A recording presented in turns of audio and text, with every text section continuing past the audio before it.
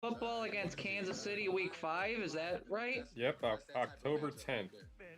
Yep. And then October 18th is a Monday night against Tennessee. Does that sound right? Yep. Okay, I think I'm looking at the same one then with you. Okay, perfect. So then, if you guys did your over and unders, then it would be 4 primetime games, right? Everything. Yeah, we were gonna do I didn't know if I was gonna write down our predictions. So I'll Oh. get Oh, you, me, and Angel's predictions. oh, okay. I'm sorry. I As didn't. far as the schedule or the ranks? Like the win losses. Oh, okay. Oh, okay. We're gonna do that. Yeah, if We you can do that. Yeah. Like, what do we think for a record? I mean, I didn't know that we were gonna do that. I'm sorry. No, that's all right. I probably should have filled you in, but yeah, we can do that.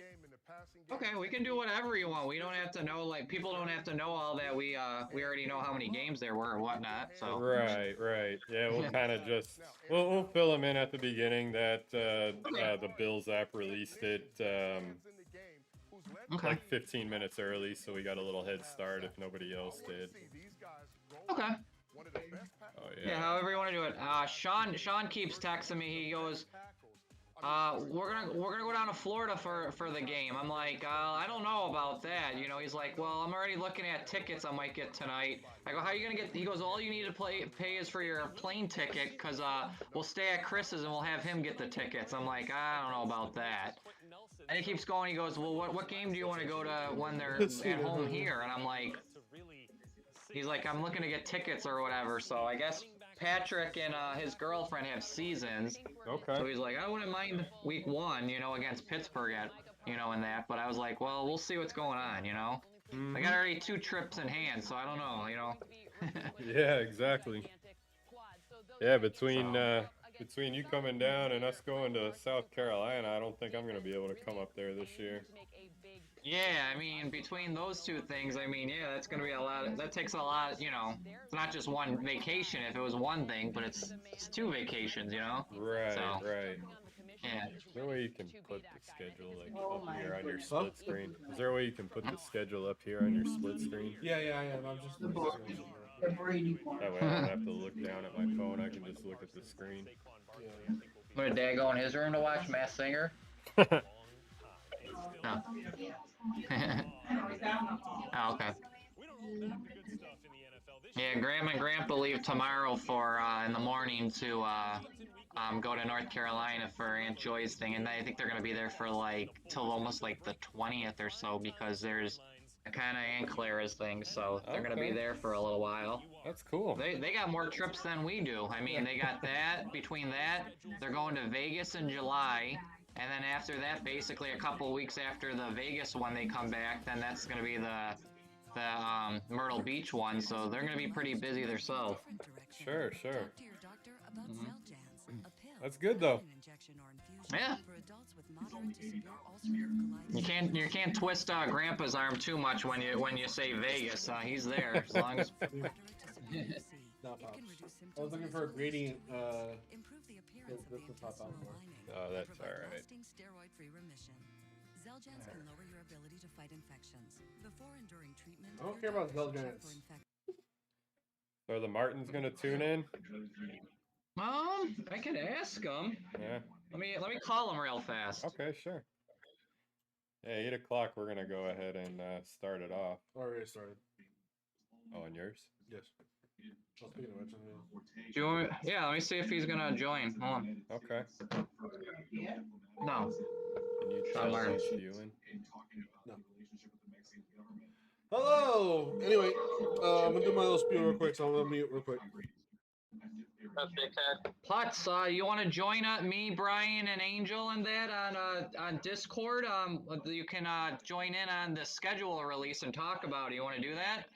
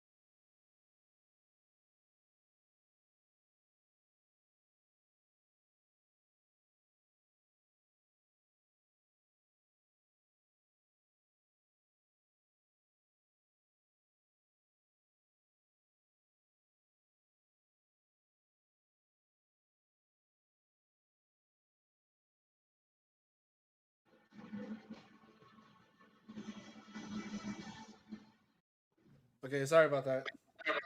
Okay. No problem. I just sent you my buddy Sean's username and number too. He if you want to join us, if you know, more the merrier if you want. Yeah, of course. I just had to add you guys to the. All right, now we're live. Okay. Now, okay, good. So we're live on Facebook. They're not gonna see. They're not gonna hear the Facebook though, unfortunately. That's where we see the comments. But yeah, so on Facebook, they're just gonna see us too. They can't hear them. Okay. But you know. But on YouTube, they can hear them, right? On YouTube, yes, they can hear them. All right. So just to fill everybody in, we got a couple of special guests here. If you're watching live on Facebook, you won't be able to hear them. If you tune into our YouTube channel, you will be able to hear our special guests. It's a better option anyways.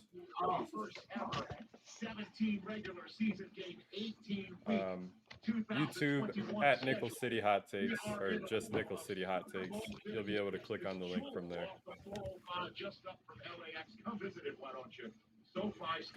Turn that down more. Yeah. Super Bowl 56, and yes, this NFL network schedule really showed it's got the NFL game day getting back together for the first time So it's his TV. since Super Sunday. Hey, Uncle Eric, would you mind turning your TV down? Yeah, I can turn the TV down. Thank you. Since the friend request failed, is it the right numbers? Yeah. The number for him? Wait a minute. Ron. Crusader 37. Hold on. Yeah, CRUSADER 77, and then the number is 8142. Yeah, I tried doing it. It's not working. Is he your friend on the Discord? Yeah, he's on Discord. No, he's your friend on Discord. Okay. Yeah, but I don't know how do I add him? You can add him to the voice call, I think. How do I do that? If you look at you see your face. Yeah. You should see add friends to DM. Okay. All right, hold on. Add friend, Add and friends then I'll to try to DM. put in. So I put in his username. If you look at it's working. Cool.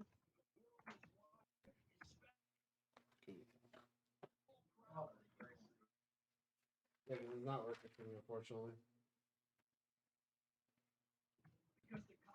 All right, everyone, welcome to the stream. We're gonna get They're always into the schedule turning up soon. around there. Future spots we're gonna be potentially breaking our back then. Oh, not potentially. It's gonna happen. Well, I'm not trying to break my back. I am. No, Trying to we can break your back. tables, but we're gonna break your back. Put it on the stairs. Great. Fantastic. Oh, look at Kurt Warner there. God, I remember him being a crossbar.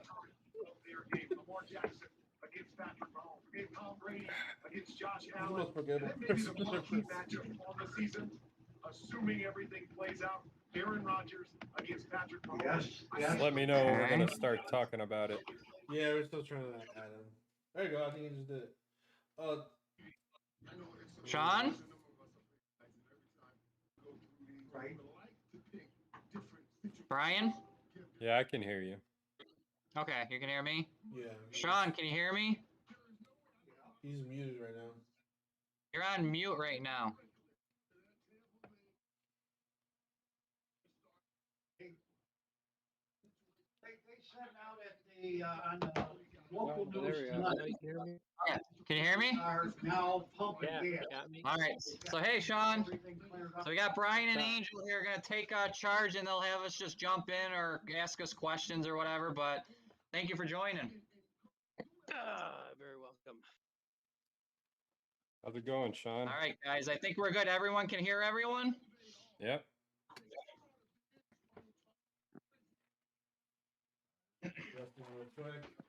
Just running a quick test on our end, then we're gonna go ahead and jump in. Okay. You Eric, you seen my video? Of what? Well, it's 295. What video am I missing? On the Oh, the pitcher guy? So, you know, I mean, I no. I'm assuming not then. I thought I Okay, changed no. the channel. Oh, there we go. Oh, there you go. Yeah, now I see you. All right. What's up, buddy? What's going on? There we go. Not much. We good now. We good. All right. There we go. Okay. What's up, Fuji? Yeah, I think they just about leaked it that I seen too. Oh, it's already official now. Yeah, we're Someone watching leaked it it. on Facebook Live. They put it on TV. Okay. Yeah, we saw it pop up on the Bills app and on Twitter too. So we're like, all right, well, they got the head start I on am us. coming down 79. I get down to 77. I'm coming down 77 Oh, till I you ready get to for that? where the Whitney built. Yep, I'm just looking at the thing. Okay, and then I'm coming around there and Yeah, getting we're good on back that. at 77. Yeah, you're gonna hear Mr. G in the background. Oh, that's He's all right. setting up his plans for going down. Twice, I have no idea yet. All right. Well, Yeah, whatever we are that- officially set up. Officially. Officially. We got YouTube here. We got Facebook there. We got NFL Network here. We got Discord here. We're just hooked up Yeah. to the max. Yes. You know what else is hooked up? Our NFL schedule. The Buffalo Bills 2021 NFL schedule. That was terrible. Look. Terrible segue. They work your segues. So, Oh, as everybody probably learned earlier on into the day, we got Pittsburgh at home, week 1. What's everybody thinking about playing Pittsburgh in week 1 with both teams at 100% health? Around between a quarter and a half, I'm gonna go to the first gas station I find. Then I'm gonna fill it up. What do I feel about Pittsburgh week 1? Yeah. I mean, it's going to be a different team. I mean, both teams have a good defense, but I think we have the more octane, high-power offense. So I think it's going to be a W for the Bills at home in front of that crowd. We're back in business. So I like our chances week 1 definitely against the Steelers. I don't think they did a lot on offensive-wise to compete with us. I mean, they do have a stellar defense with T.J. Watt, but pencil me in a W there for week 1 for the Bills. I like it. They did pick up Najee Harris, but he's still a rookie. And how many, rookie running backs outside of Zeke Elliott do you see pop off on the first year, Yeah, I mean, Najee Harris, I mean, that was the census pick for them. I did forget about him, just that we had that draft conversation just recently. But, I mean, yeah, first-year running backs, unless you're one of those first 3 picks or whatnot, I mean, I don't think you're going to really do much. All right. Yeah, well, their improved offensive line will probably help Harris in that means to the game. But, yeah, again, rookie running back first year, and really that's their only weapon at this point. I don't see them giving the Bills any problems. Yeah, I got to agree with you there with the improved offensive line and everything. Did they lose Villanueva? Did I miss that? Yeah, Villanueva went to Baltimore. That's right. Villanueva went to Baltimore, and we're adding up on our D line too. Two potential first rounders that we got on the D line in the first 2 rounds. So, yeah, I'm liking what we're seeing in this game. The last 2 years we've beat up on Pittsburgh. I wouldn't say beat up, but we handled them pretty good. The only thing, like you guys were talking about, that really kind of scares me about Pittsburgh is that defense and TJ Watt. But if Josh Allen keeps progressing and climbing up the ladder like he has been, there's no defense in the league that's going to scare me against our offense. It's just how it is. Their offensive line has gotten better. They should be able to hold their own against Pittsburgh's defense. Absolutely. And we were talking about that, or I think at least I was in the last episode, that building that continuity, like offensive line, it's all about continuity and just building the chemistry with them guys on the offensive line. So when they have that and we return our core, we're going to see some good things. Hopefully, we'll open up more holes in the running game, but Josh is going to be Josh. If we got to throw 50 times a game, I don't see us losing with that going on there. Yeah. But Sean, I'm guessing you're taking us a win for week 1. Oh yeah, I definitely predict the week 1 win there. All right, Angel. What about you? Look, I think it's. I mean, look, it's nice that they got a little new toy and all, but it's just, yeah, I just don't. It's a win for us. Darryl Williams is gonna have T.J. Watt for dinner. If you guys don't know Angel, that's his way of saying we're the Bills by 1,000.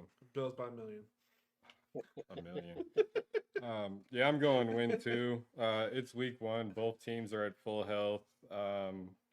Yeah, I'm saying we're winning that game handily. I think the Vegas has us by like a touchdown favorites right now. I'm thinking we're passing that. Yeah, hopefully. Sorry, I stepped away for a second. What were we talking about, guys? No, Well, we already my got confidence on the Bills winning against Pittsburgh. So Darryl Williams is gonna have T.J. Watt at launch. Oh yeah. So Like he did last year, actually. It's not new stuff. and we got your prediction too that the Bills are going to win week 1, so we got that under control. Okay. So week 2, coming down to Miami, it's going to be hot. I'm gonna be there. You're going? Yeah, we go to the Miami game every year. Well, I'm gonna have to get your number and figure out where you're at because we like to go to those too. Well, that's gonna be our birthday. Yeah, weekend. I'll let you know. Me and both my brothers head down there, and we usually party the week of. Awesome. Miami. Listen, we've continued to tell everybody week after week after week, Josh Allen owns Miami. There's jokes. There's jokes going around all social media. He's their daddy. They can't do anything against him. I'm just gonna go out on a limb right now. If Josh Allen, please, if Josh Allen is our starting quarterback the whole season, we're winning both games against Miami just for that reason alone. But let's hear what you guys think. I know they had a stout defense. They led the league in takeaways, I think. They also like to blitz 40% of the time on defense too. So what are you guys thinking over there? Well, yeah, I mean, you're right. Their defense is something a little bit scary. And I think they added to that a little bit in the draft as well. Yeah, hey, But I'm in no hurry. I get there when I I get there. don't have faith in him. I don't think that Miami has faith in Tua, honestly. Good. And if you look at every win they had last year, they relied on Fitz to come in the game and make those big plays to make a comeback. And I don't see Tua without Fitz being able to do that. I mean, he might have learned a little bit last year, but I just don't see him being able to read that game in year 2. I'll see you when I get Yeah, I'm I'm gonna. gonna piggyback off of Sean there too. I think between our little group chat that me and his brother Patrick talk about, we do constantly. He does always bring up. Remember last time we played Miami and scored 55 points on that defense, or I think it was 50 plus. Yeah. So I mean, we are capable of giving them a nice spanking. I mean, yeah, they got the receiver, with that first pick.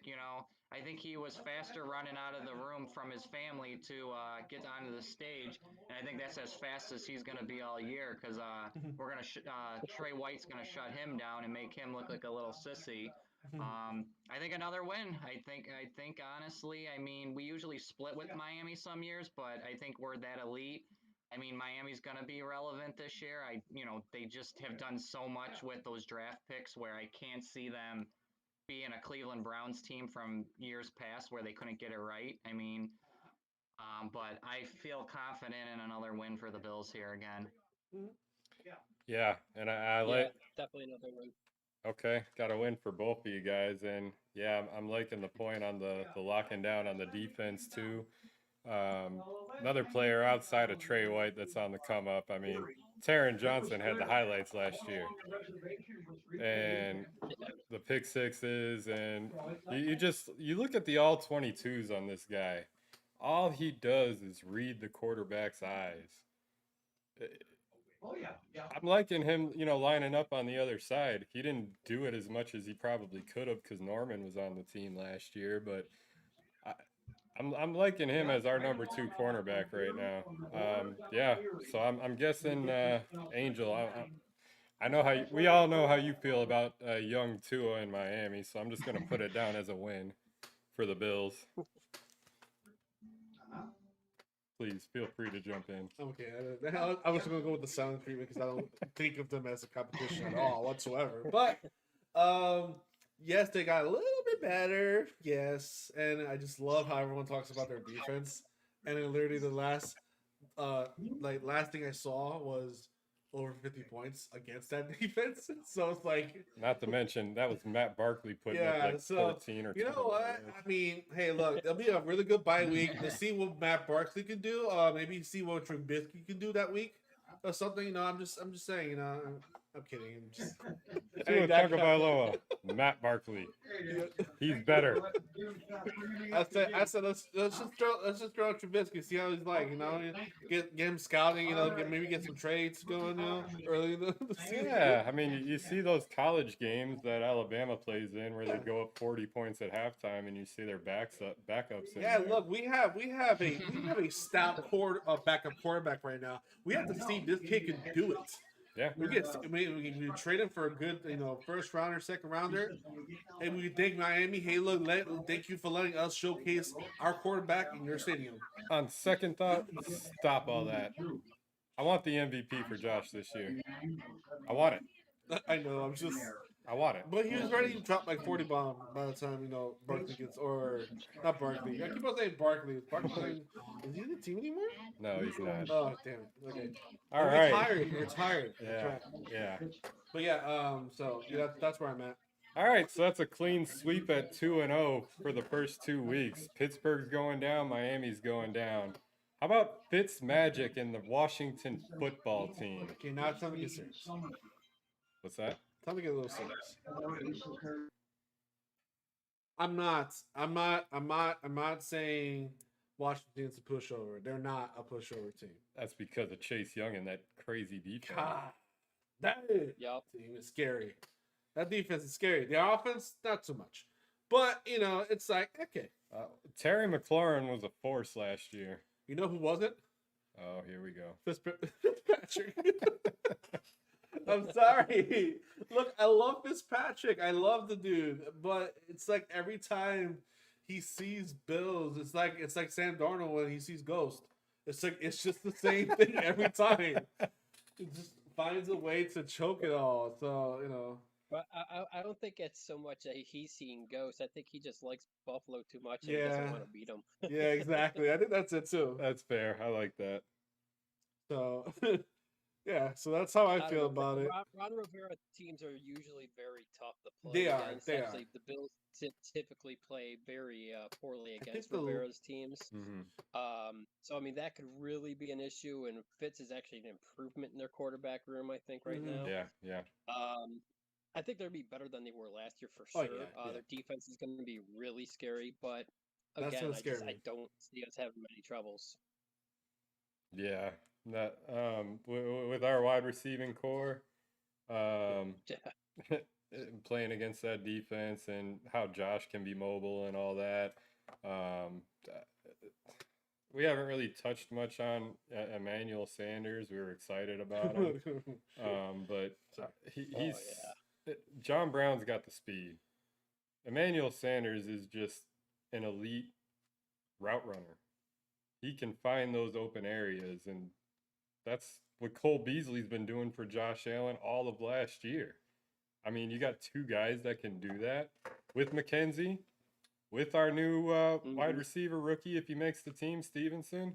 I mean, yeah, like you said, we touched on it earlier. There's no defense in the league that scares us. But I'm definitely going to go and say it's a scarier game. I'm not going to be as confident as the other ones. But I do see us winning. Mm-hmm. And it can get out of hand, just like the Miami games and just like the New England game last year. It can get out of hand really quick. We can just, like, out of nowhere, step on the pedal and not let go, and then end up dropping 60 bombs. Who knows? I mean, anything can happen. We've seen it happen last year, so We did. you just don't know. So, So I'm counting a win, okay. but I have reserved to change. Uncle Eric, we haven't heard from you yet on Washington.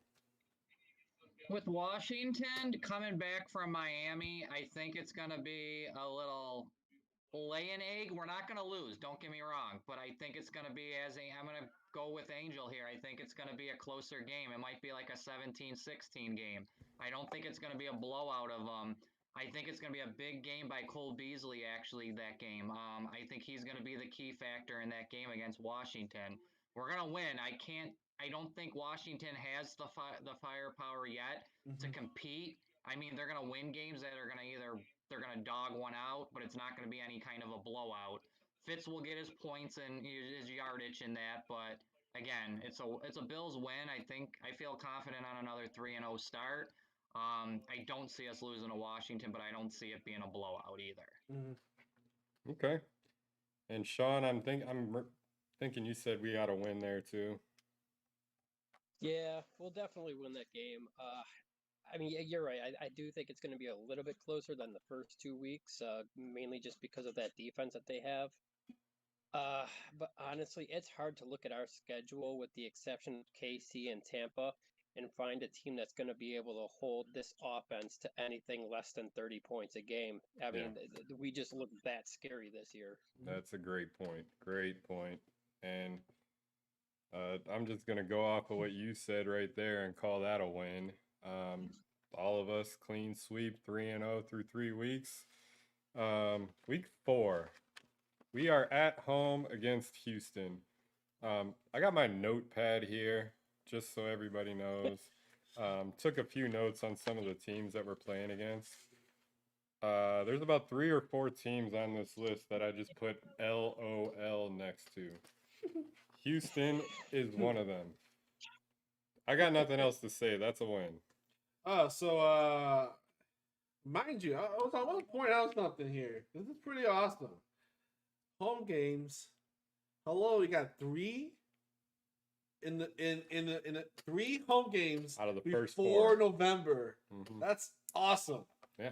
3 home games. Yeah, that's compared to last year when there was like 6 after November or something like that. So I mean, it's kind of we open and close the season at home. Yeah, that part I was going to touch on too. That's a good point. Yeah, but the first 3 out of 4, personally, I like having more home games at the end of the season because you're making teams play in the elements. Yeah, true. But yep. But I mean, we still have 3. The last 3 games is 3. Well, you start out with 3 in the beginning, and you end with 3 out of the 4. Yeah. So it's like it's not bad. Yeah, you start 3 out of 4. We're ending 3 out of 4. But yeah, Washington. Or not Washington, Houston. Houston. Who do they have still? Watson's still technically on their team. Deshaun Watson. Yeah, they're not going to let him play. Yeah. Defense wise, they lost players. With all the scandals going on, the NFL this season. That's very. I'm trying to find a silver lining. What is good about that Okay, team? why don't we just say how? Let's put the over/under at like 30. Yeah, that's a good one. Over. I'll take the over. Uncle Eric, what are you thinking? I got a better question. Name 5 Houston Texans for me. Wow. Is Merciless still in that team? I don't know if he's even gonna play. Yep. They have maybe is it Forbath? Is he the kicker or whatever? Maybe him. I don't know if he's even still with the team. Yeah. They got the whatever the kicker's name is. What is it, Johnson? Oh yeah. David Johnson. Okay, we might get. Yes, they do. They traded their best receiver for that running back. That's right. That's right. That happened. That's right. Do they have Brandon Cook still on that team too? Yeah, Cooks is still there. Okay, there you go. Okay, well, anyway, we'll be here all night if we're trying to figure out 5 to 10 of them. Anyway, it's a win, Bills, because I don't see if I can't name 5 players on the Houston Texans, if they're gonna beat us. Yeah, okay. No. That's all I have to say about that. With no J.J. Watt anymore over there, I mean, Good point. their defense is just torn up. They Yeah. don't have any secondary, and against these receivers, we're gonna have a field day against them. Yeah, yeah. This is one of them games where we're probably going to see Mitch Trubisky step in there. I mean, Hey, you gotta wouldn't get the mind being- MVP in there, you know. yep. All right, well, let's Gotta move. pad those stats. Now, Yeah, absolutely. now we get serious. All right. All right, here we All go. right. Here we go. So, Hmm. if anybody's been listening to our last episodes, I'm just my head on Giant my circle. on my notepad right here. I've got the Chiefs game circled, parentheses. Any other way you can circle this game, throw some exclamation points at the end. I want them so bad. And this is just a precursor. This is just a precursor to the playoffs. I want them in the playoffs, but this game, we know they beefed up their offensive line in free agency before the draft. Why Baltimore made that trade is just beyond me. It irritates the heck out of me. I wish we were going against them. Yeah. I want to play Baltimore just for that reason. But we added on our defensive line, and part of me thought, what was our problem against the Chiefs? We couldn't get pressure on Mahomes. He had all day. He could move around in the pocket. We added pieces in the draft to do specifically that, get to that guy. This is a game that's going to be played in Arrowhead Sunday night. We had our fair share of primetime games. The Chiefs are used to primetime games. It's even playing field other than playing in their home. I just realized something. Uh-oh. It's Kansas City back to back with Tennessee. Yeah. Are they just trying to make a narrative? Like last year. Like last year. Yeah. It was Tennessee, they're then trying to Kansas City. rehash Now it. it's Kansas City. The back-to-back primetime games also, mind you. Yep. Primetime games. But where I'm seeing Tennessee's taking a step down, though. I know. Oh, yeah. I just find it funny. Yep. Yeah. And Tennessee last year got 18 days of rest before they got to play us too. Well, that's gonna change. Yeah, that was a lot of BS. Yeah. But back to Kansas City, because I just can't get that team out of my head. They're like they're the speed bump that you just can't crawl over. But this is a brand new season. Mm-hmm. Week 5 at Arrowhead, Sunday Night Football. I'm picking Bills 30-21. Ooh. 5-0. That's a bold pick. 5-0. Really bold pick. Uh-huh. If that game was in Buffalo, I'd be picking Buffalo hands down. Uh-huh. But the problem is, over the past decade, we have had, I mean, we're talking pre-Mahomes, Yeah. when Kansas City had crap on their schedule, and they still found a way to beat us every single year. Well, isn't that the year That's also pre-Josh Allen, though, too. Mm-hmm. Yeah, I don't know. Honestly, I mean, they beefed up their offensive line. Mhm. I think a lot of it's going to come down to how this new guy does. I mean, if we can get all 6'7" of this dude piling through their offensive line, then absolutely we'll Yeah. give him trouble and we should be able to beat him. I don't think he's going to be up to speed by week 5, honestly. I think KC's going to beat us still. Okay. We'll give that our first loss of the year for Sean. I like what you're saying there. When you're talking about the rookies being up to speed, it takes time to gel. It takes time with chemistry. We're still waiting to see if Ed Oliver can help out, or Star Latule can help out Ed Oliver. We haven't seen that yet. So yeah, I get what you're saying, and you make some good points there. Uncle Eric, what are you thinking about the Chiefs week 5? I am going with Sean Martin here and say that Kansas City will beat the Bills. Okay. My facts on this is I still don't think we're going to get the pass rush we need. I think what Kansas City did very well in the offseason here was getting Joe Tooney. They got Orlando Brown Yep. to help out the blind side of Mahomes in that. I mean, they got that Creed Humphreys, the center. Yeah. I mean, what happened to Mahomes last year? He got banged up. He took hits. I mean, that'll hurt anyone that is a quarterback when you're getting knocked on your butt a lot. But I think they did enough to help out that offensive line. I still don't think the Bills have the pass rush. I mean, we don't blitz a lot as it is. I don't think they're going to get to him. I think Mahomes will have time again. I don't think it's going to be a blowout. Yes, they lost Damian Williams. I mean, he was a key factor in their Super Bowl year. The rookie running back, he had an all right year. He's nothing great. I mean, if I had to say Kansas City's running attack versus the Bills, it's about even. I don't think one's better than the other. Did they do enough on defense, Kansas City? I think they did enough where they can compete with the Bills here. It's going to be offensive versus offense. I don't think it's going to be a 65 to 64 game. I don't think it's going to be that crazy. But I feel I don't see us going, straight out and coming to Arrowhead. I think it's always a tough place to play. So I'm going to have to say a loss here. As much as I would love to see a win by the Bills against KC.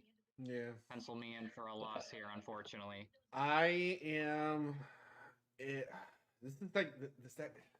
It's like that. Like I have the confidence that we can win, but it's kind of reminiscent to like how it is with New England. It's like until we do it, I don't think we can.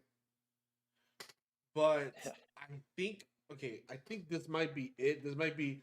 I think the what am I trying to say? What is man? It's a term. Anyway, the defense, the way they performed last year, in the end, is going to carry over to this starting season, to the starting of the season, and I think it's going to be a different story. Especially, look at tape. Tape helps a lot. They kind of just gotta look at what Tampa Bay did, kind of mimicking away, and I think it's going to be a very, very close game. We are going to lose. Several people are going to have heart attacks, I imagine. It's going to be a win for the Bills, 21-17. Ooh, 21-17. Yeah, it's going to be a it's either going to be a very low-scoring game or my secondary score is going to be 35 to 34. Yeah. Or 36 to 34. And I could see that happening a little bit easier considering we upgraded our defense, but it is week 5. Mm-hmm. Kansas City didn't have the best defense last year, but they were about middle of the pack in most of the stats. They weren't very good against the run at all. I remember that, but yeah, good point there. It's like you said, we're either gonna. Both teams are going to make mistakes and it'll be a low-scoring game, or both teams' offenses are going to be on point and it'll be that 35-33 or whatever score. But all right, so through 5 games, we've got Uncle Eric and Sean at 4-1 for the Bills. Me and Angel are still at 5-0, undefeated. Tennessee.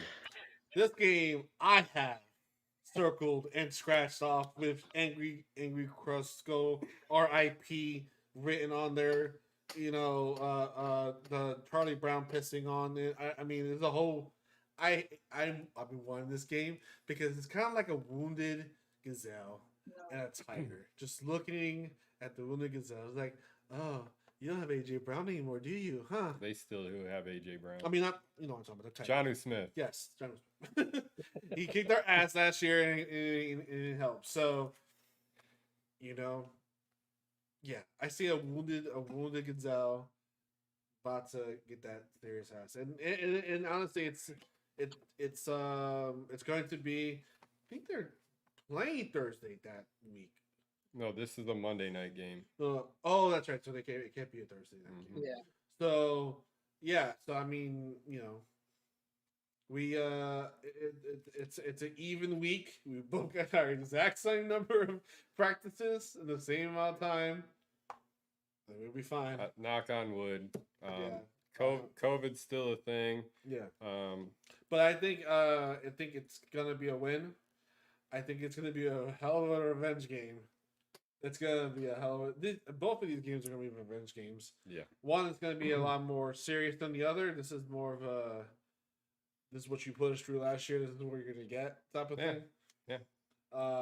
But yeah, I'm thinking a win. It's gonna be like 31-14. All right, let's mark Angel down as a win. I'm gonna jump in here and just remind everybody that I'm just super high on running backs throughout the league. In my mind, Derrick Henry easily top 3, and you can't argue that. But the thing is, okay, the past couple times we went against him, what has he done?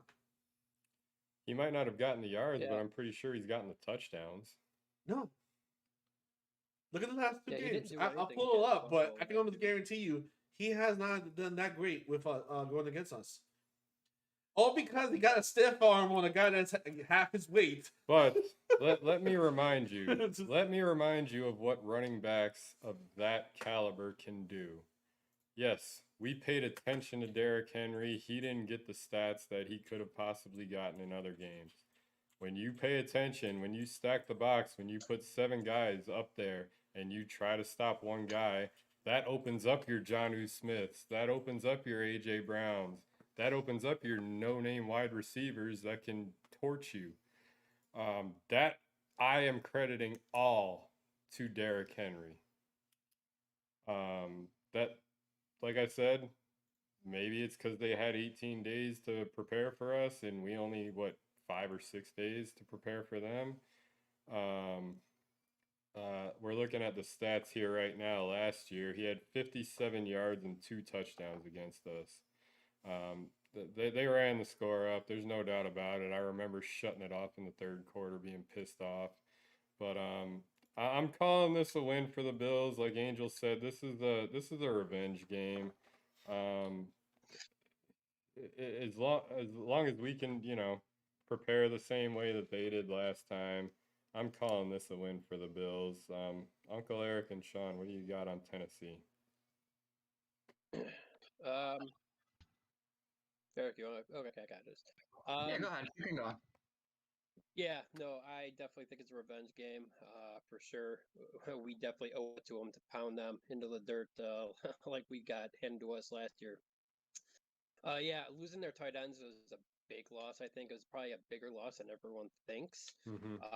Smith, I don't know if you got the stats on that one, Bri, but Smith did really good. Just kind of finding those open spots in the middle of the field, and that's always been our weak spot in the passing game. Yeah.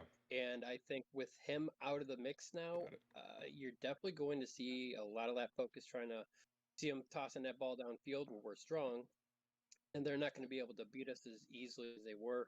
Henry's still going to be a force, but we had a plan for him last time, and I see us stick with the same plan this time, and especially with some bigger guys to block him other than Norman. We should be mind you too. Yeah, that stiff arm is going to be in the highlight reels for years to come. One thing also too to think about, we are going to have, at least we hope so, have a healthy defense going into these games. Knock on wood. Well, there's no wood here, but yeah, your head. Yeah, we didn't have Milano. Yeah, we didn't have Milano, which is exactly great point. Perfect example right there. We still managed to do what we did to Derrick Henry's this last year without our run specialist, basically. Specialist Milano. Yeah, and now we're gonna hopefully he's healthy, and we will have him for that game too. So it's like, oh yeah.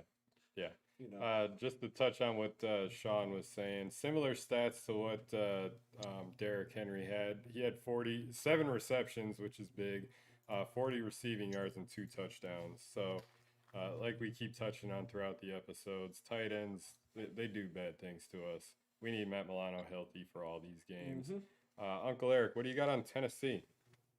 What do I have on Tennessee? I was looking at some stats here for you guys Sure. here. Tennessee all time they have the Bills. I'm gonna read this off to you guys. Let me tell you this stat right here for yourself. Just to pull this up, I was just checking on that while we were talking. All time, the stats for the Bills versus Tennessee. Tennessee is 29-19-0 against the Bills. Ouch. Yeah, okay, they own us, especially, but the last 5 times the Bills have played the We got Tennessee, them. we're 3-2. Mhm. So we're up ahead on them the last 5 times we've played Tennessee. At away against when we play in Tennessee, actually we're 2-1 in the last 5.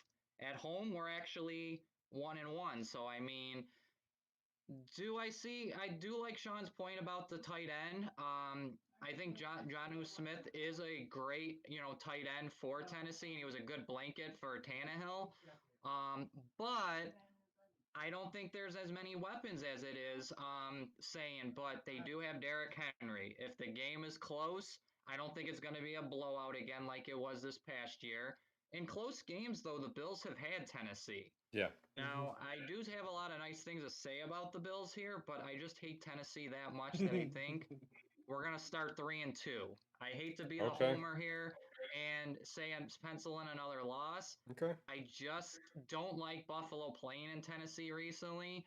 I just feel like we take a dump or we take a fall.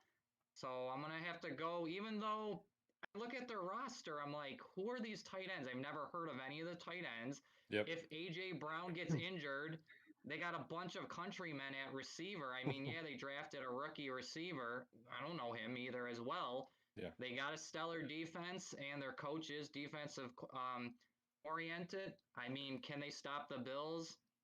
Did last year in that. Yes, there was a lot of implications. We had to deal with COVID in that. But they always seem to have our number and if we beat Kansas City, just to go back to them real fast, sky's the limit and we start high, it'll be a downfall game coming back from that high, I think. Yeah. But if other way around, if we lose and we go 2 in a row and now we're 3-2, I don't think we have to start worrying too much. Yeah, it's going to be a tough schedule here, and this is where I think we're going to hurt the most of all the schedule I'm looking at, but I'm just going to say 3-2 here. Okay. Yeah, this is what is this, week 6? So that'd be 4-2 for you, just to fill you in. He knows his math. Yeah. Sean, I don't think I did start out 4-0. That's correct. Yeah. I don't think I got your win-loss here, Sean. What did you pick for us against Tennessee? This is going to be one of those games. I think the wide receivers are going to be running around harassing them like mosquitoes. I don't think they have an answer. They don't have nearly enough defense in their backfield to be able to keep up with Sanders and Diggs and Beasley and Davis. I mean, there's no way they're going to be able to keep up. I think we win this one handily by about 20 points. Woo! Woo-hoo-hoo! Oh man, I'm loving it. All right. I am loving it. I want it to be that so badly. Just like I want it to be like that against the Chiefs, but it's more likely, obviously, against Tennessee. Now, my one complaint of the schedule. Uh-oh. Bye week. That was a good segue. You know, like my terrible segue earlier. You just threw in a good... I just ooze, amazingness when it goes. I'm kidding. Anyway, so my big complaint with this schedule is definitely the early bye week. A very early bye week. But to be honest, the past couple of years we have been I think spoiled when it comes to bye weeks. So Yeah. I mean, I think Miami had week 6 or week 7 also last week. I mean, so yeah, I honestly I don't like it, but hey, bye week. You know what I do like about the bye week? Yes. You know what I love about the bye week? This is gonna be a nice segue. That we're playing against Miami at home after the bye week. So 2 bye weeks.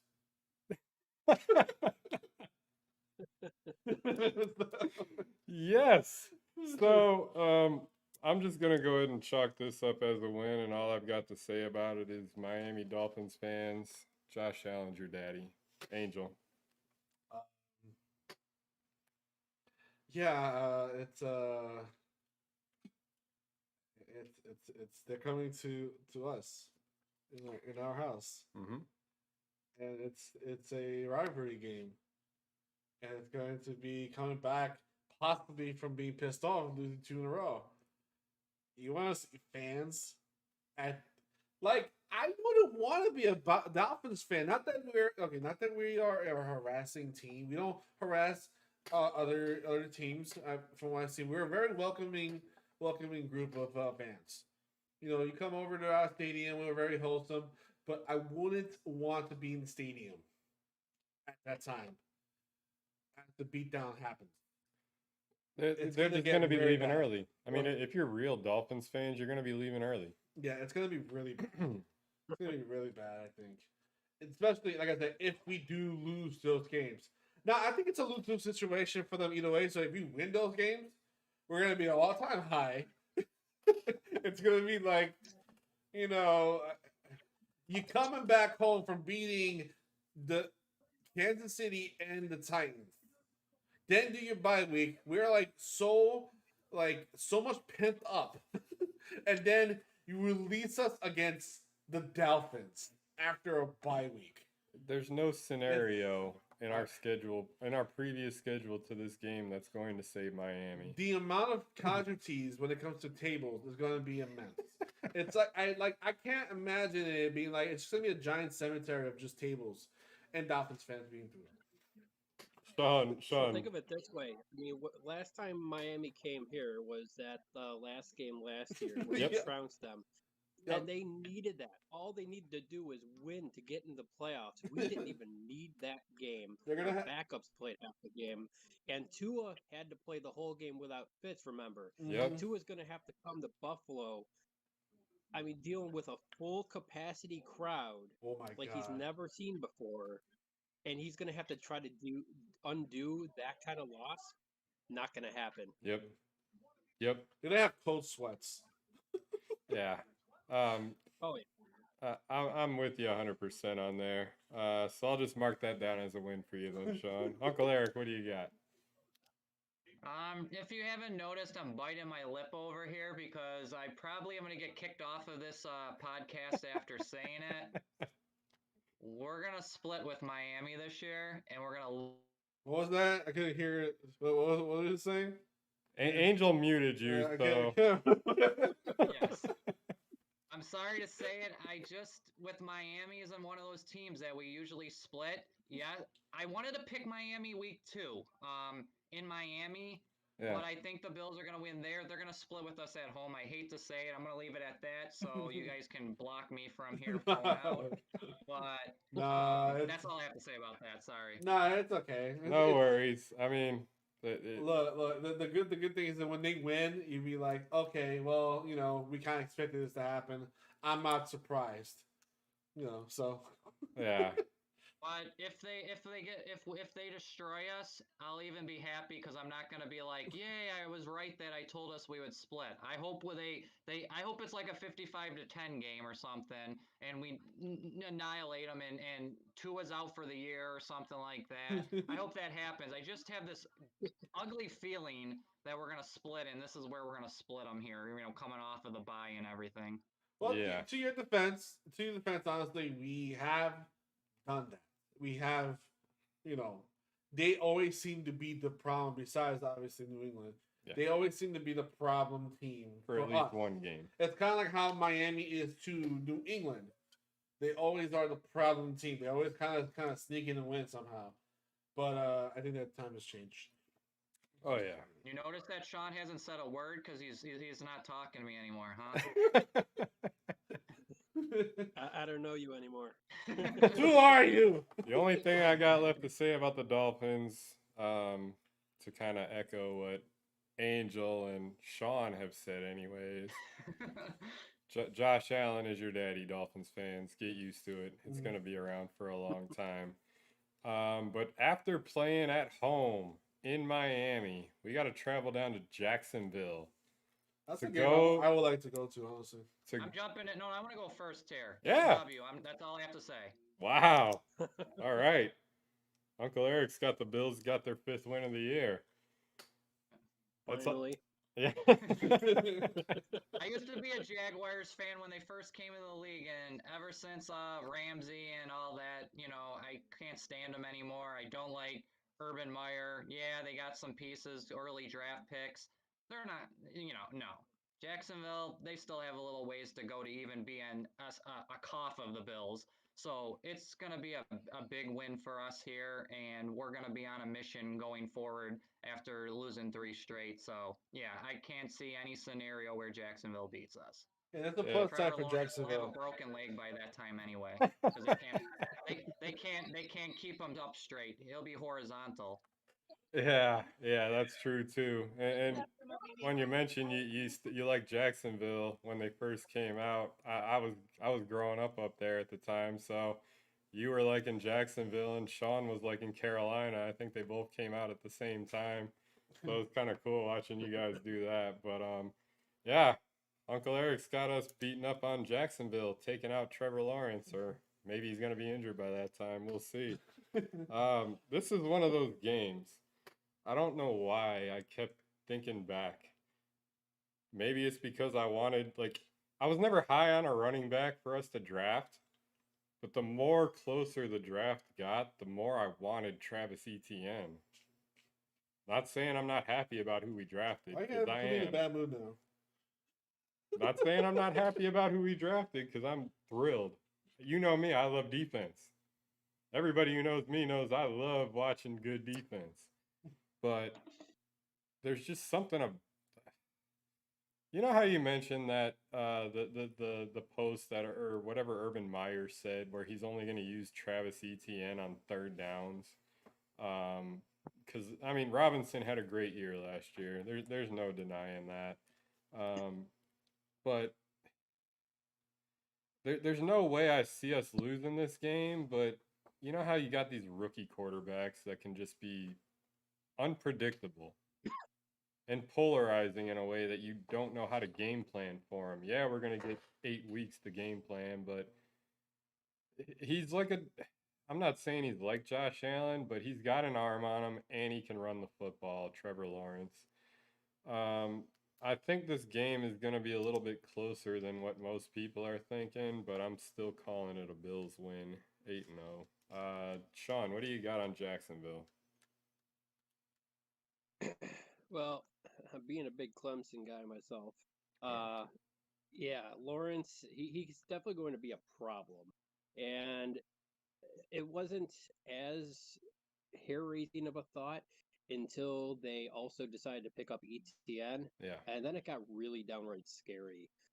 Because those two know each other really well, and I don't know if you watched any of the college games, but those two put on a show half the year. Whenever Lawrence didn't have an open receiver, Etienne was always ready out of the backfield, ready to catch passes and just move them down. And that's why they pretty much never put less than 40 on the board all year. Yeah. That being said, Urban Meyer, I don't like him at all as coach. He's going to come into the league. He already basically stated he's going to come in with that college mindset that has never worked in the NFL. And I think that's really going to hold them back. He has no experience coaching Lawrence. So he doesn't know the Clemson style. It's completely the opposite way they play. Yeah. So I don't think that they're going to mesh very well, at least not right away. Give them a couple of years, and I think they'll be quite the team to beat.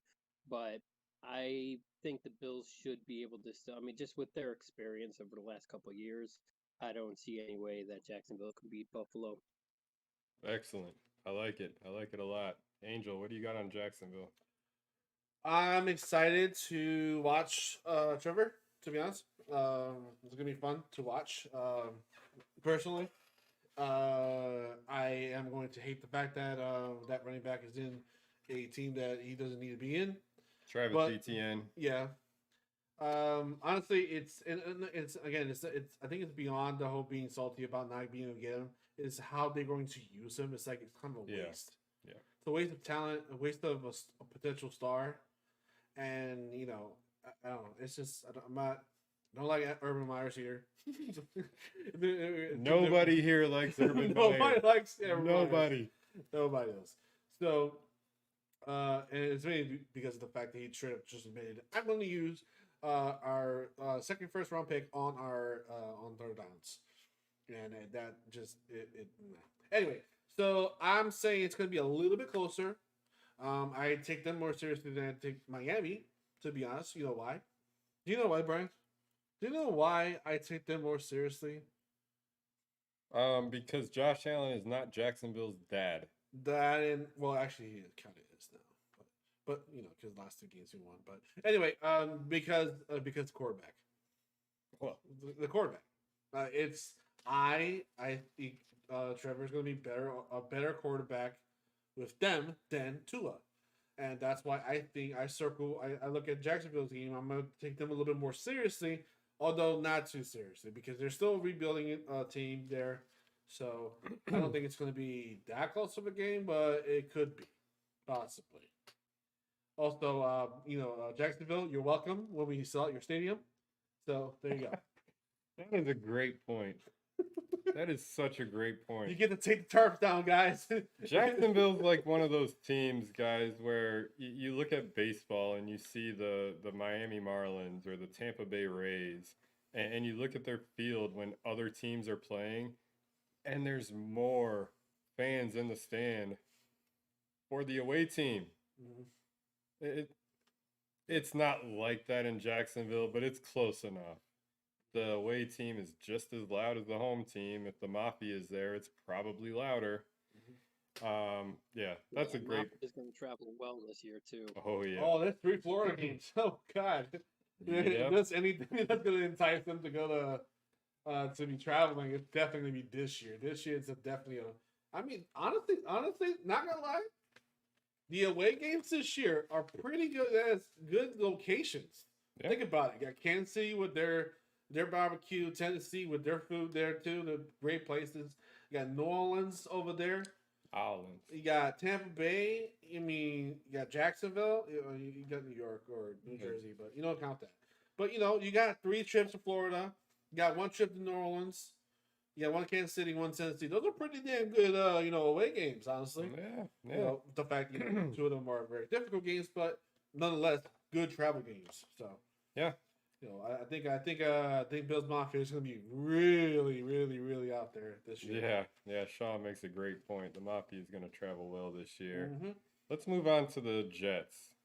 Here's my notepad. Okay. I know you can't see it, but this Colts. is another team that says LOL next to it. That's another win for the Bills. So we're going to talk about the Colts now, right? Oh, so that's a win against the Jets. All right, let's jump into Sean. Sean, what do you got on the Jets? What do the Jets have on anybody at this point? Let's be honest. They get rid of Darnold, thinking they're stepping up in the draft, and honestly, I don't like their pick at all. They didn't give them any real weapons. Yeah. They're a shell of their former self. Honestly, they've got about a good 6 or 7 years of a rebuild before they become any kind of a problem for really anybody, honestly. Yeah. So, yeah, again, just tell me that was an easy win. All right. Uncle Eric. Yeah, it's a W. Even though I live in a household right now with my mother that is a big Jets fan, we pick on her all the time about the Jets.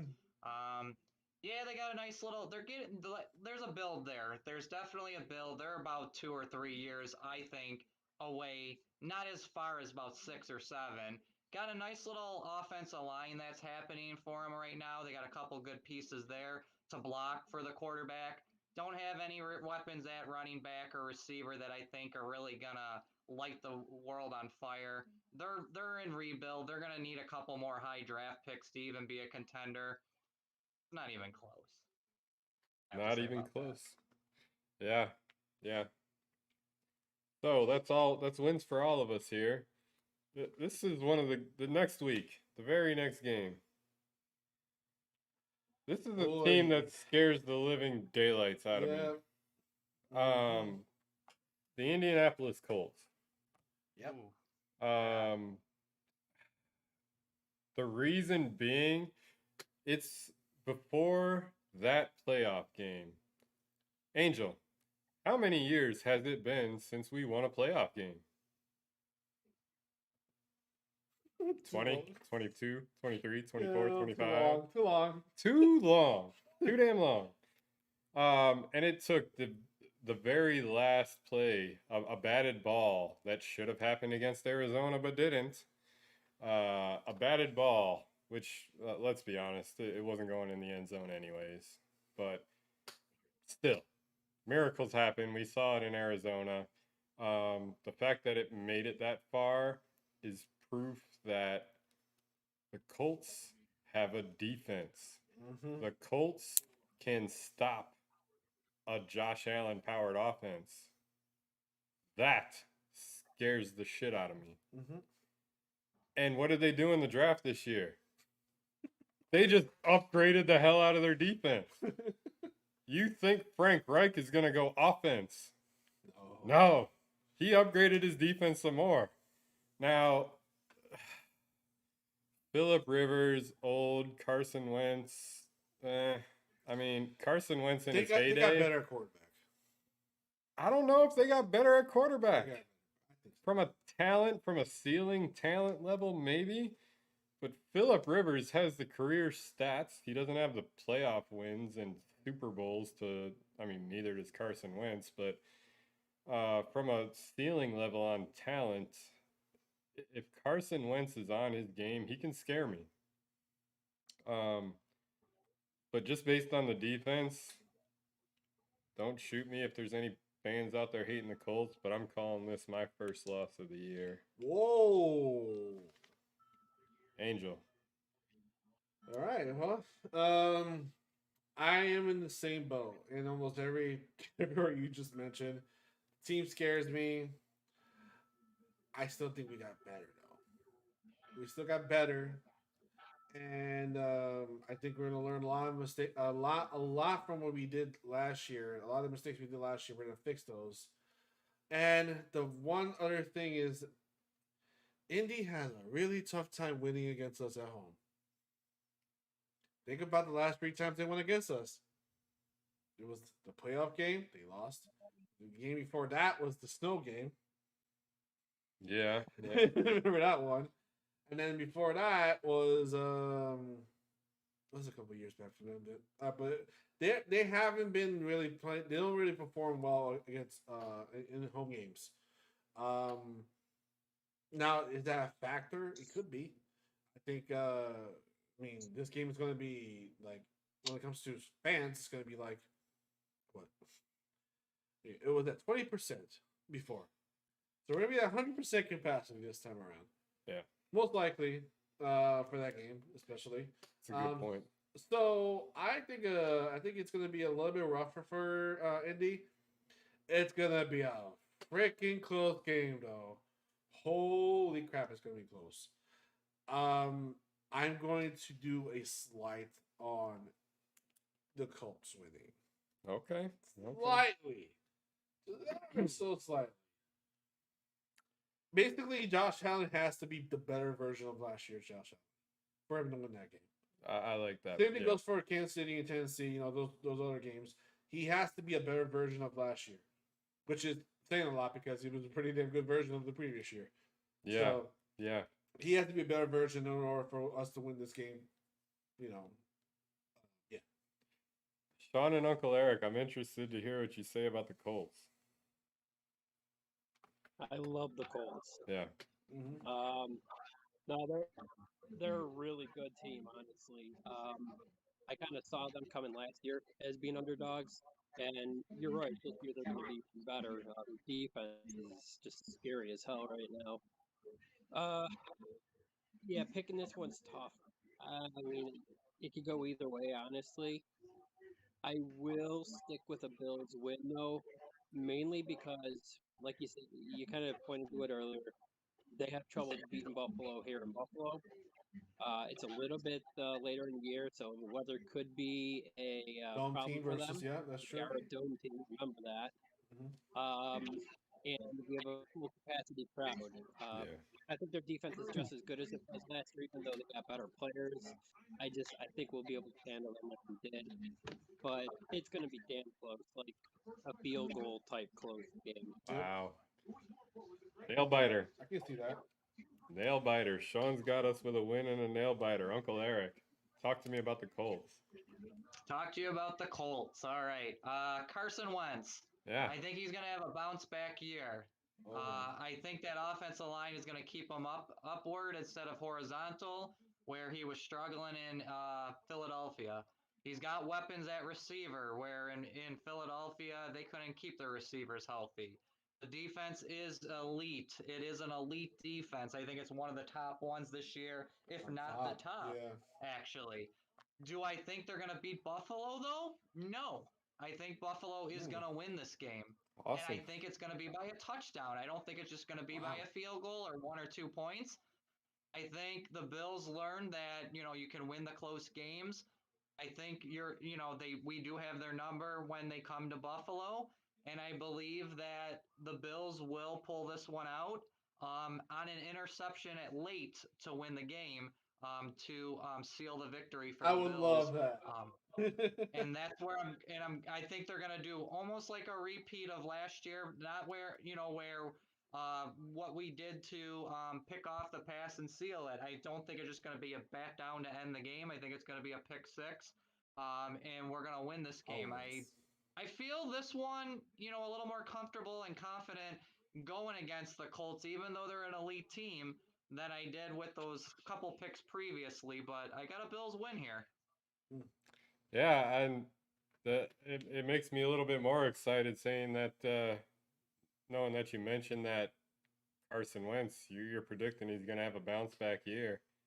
So with that kind of defense and Carson Wentz having a bounce back year and the Bills winning, that kind of speaks volumes about how good our team should be playing against them. So honestly, it's and look, I love Indy. I love Indy as a team. Yeah. They're very similarly built at like us, but a little bit as far as like and of course Frank Wright over there too. So it's like you can't really hate on the team. It's like a brotherly love, fight and stuff.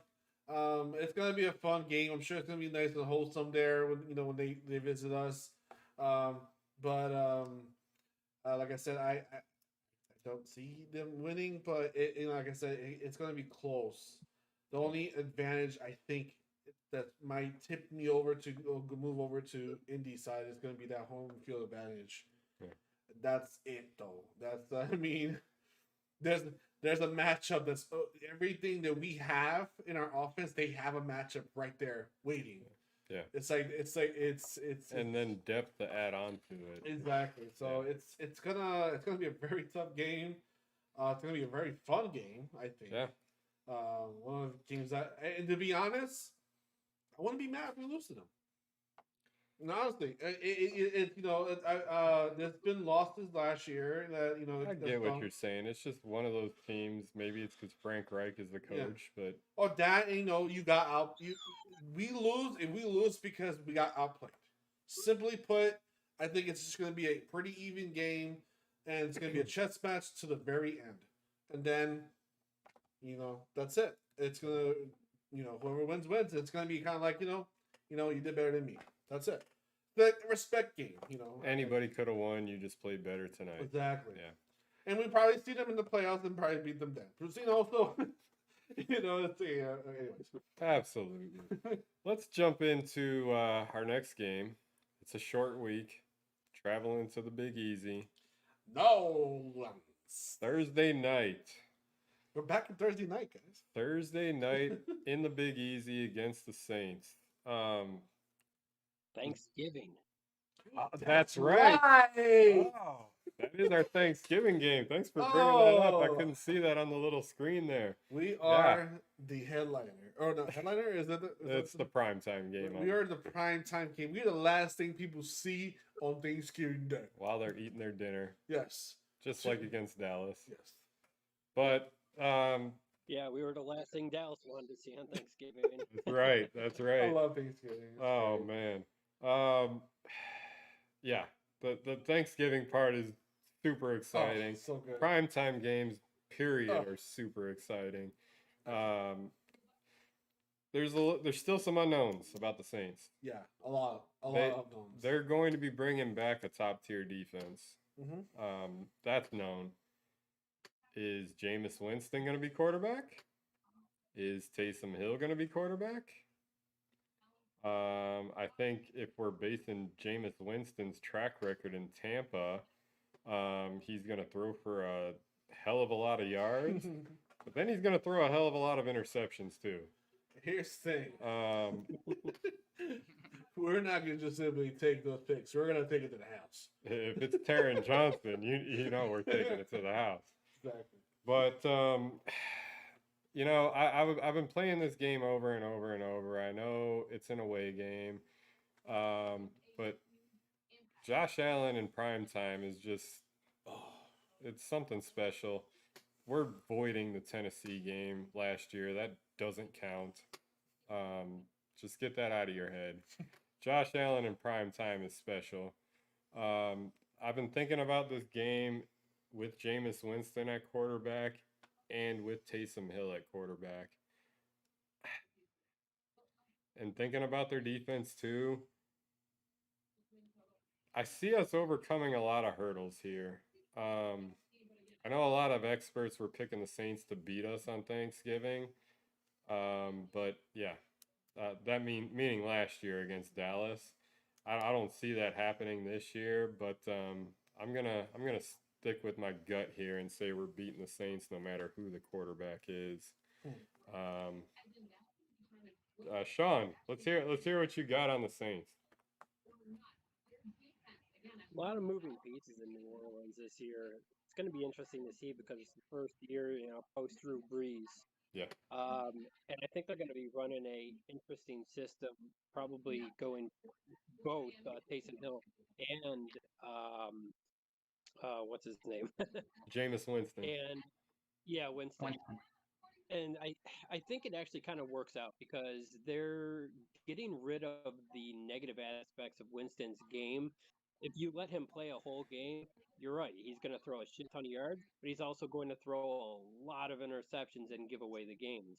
But I think by mixing Taysom Hill into their scheme as well, they're not allowing Winston to have as many mistakes as he would normally have, which would kind of make him a better version of himself. But I don't fully trust either of them to run an efficient offense, even with Kamara in there. They have a lot of their wide receivers, I think, have moved on this season as well. So they're going to have problems there offensively. Their defense is still a top tier defense. It'll be difficult to score on them, especially down in New Orleans.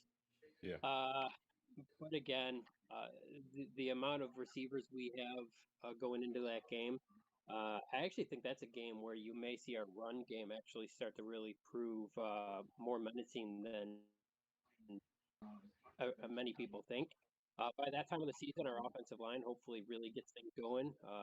They're able to move and find some holes for Singletary and Moss to get through. And I think we actually win that game. Again, it's a primetime game. I don't see Josh losing at primetime at all. Yeah, Bills win. Awesome. I like your point about the running game too. We haven't brought that up much. And that's something that I've been touching on a lot in the previous episodes. Personally, I see Devin Singletary just exploding this year, just establishing himself as that RB1. Yeah, I'm so glad you brought that up. And you make a great point. This is one of those potential games that we could do that in. But Uncle Eric, talk to me about the Saints. What do you got? All right, with the Saints, I agree with the pieces at quarterback. You're not playing against Drew Brees. That's a big drop off. I don't care who's filling Drew Brees' shoes. Taysom Hill, Jameis Winston, yeah, they're a nice little piece. They make one quarterback technically, and it's not even close to Drew Brees or Tom Brady if we're gonna throw his name out there, or an Aaron Rodgers. Yeah. Yeah, they got Elvin Kamara, but let's think about this. What did Kamara say before the interesting move that we're going to go to a 17-game schedule. He didn't have nice words to say about how he felt about adding an extra game to the season. I think he's going to be a whiner this year. I think Saints are going to struggle this year, and you're going to see not all in there. His head's not going to be into the football game a lot. Kamara, yes, he'll get his yardage in yet. He's a stellar elite running back. I think he's going to not be as productive. I think he's going to complain a lot.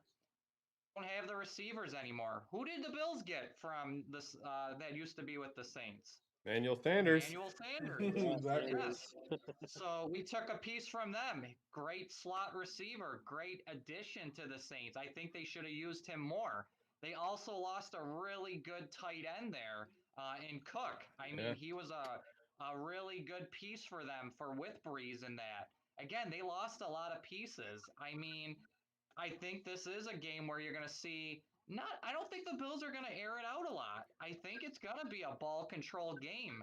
And I don't think the Saints are going to keep up with us. I mean, yeah, they'll get their yards in that, but I think it's going to be a nice ball control game. It's going to be a close game, but I don't like the Saints this year. I think they lost a lot of pieces, and it's a Bills win. Man, I love what you got. I love what the Buffalo boys are saying about the running game in this game. Man, I'm loving it. All right, so Bills wins. Next game, Angel. Just take away the next game. All right, because the NFL absolutely thinks that New England's still competition to us right now. They put us in a Monday night game. We're sorry, world. I guess you get to see us. I mean, but we are going against the New England Patriots Monday Night Football 8:15, and who's quarterback? Come on, Angel.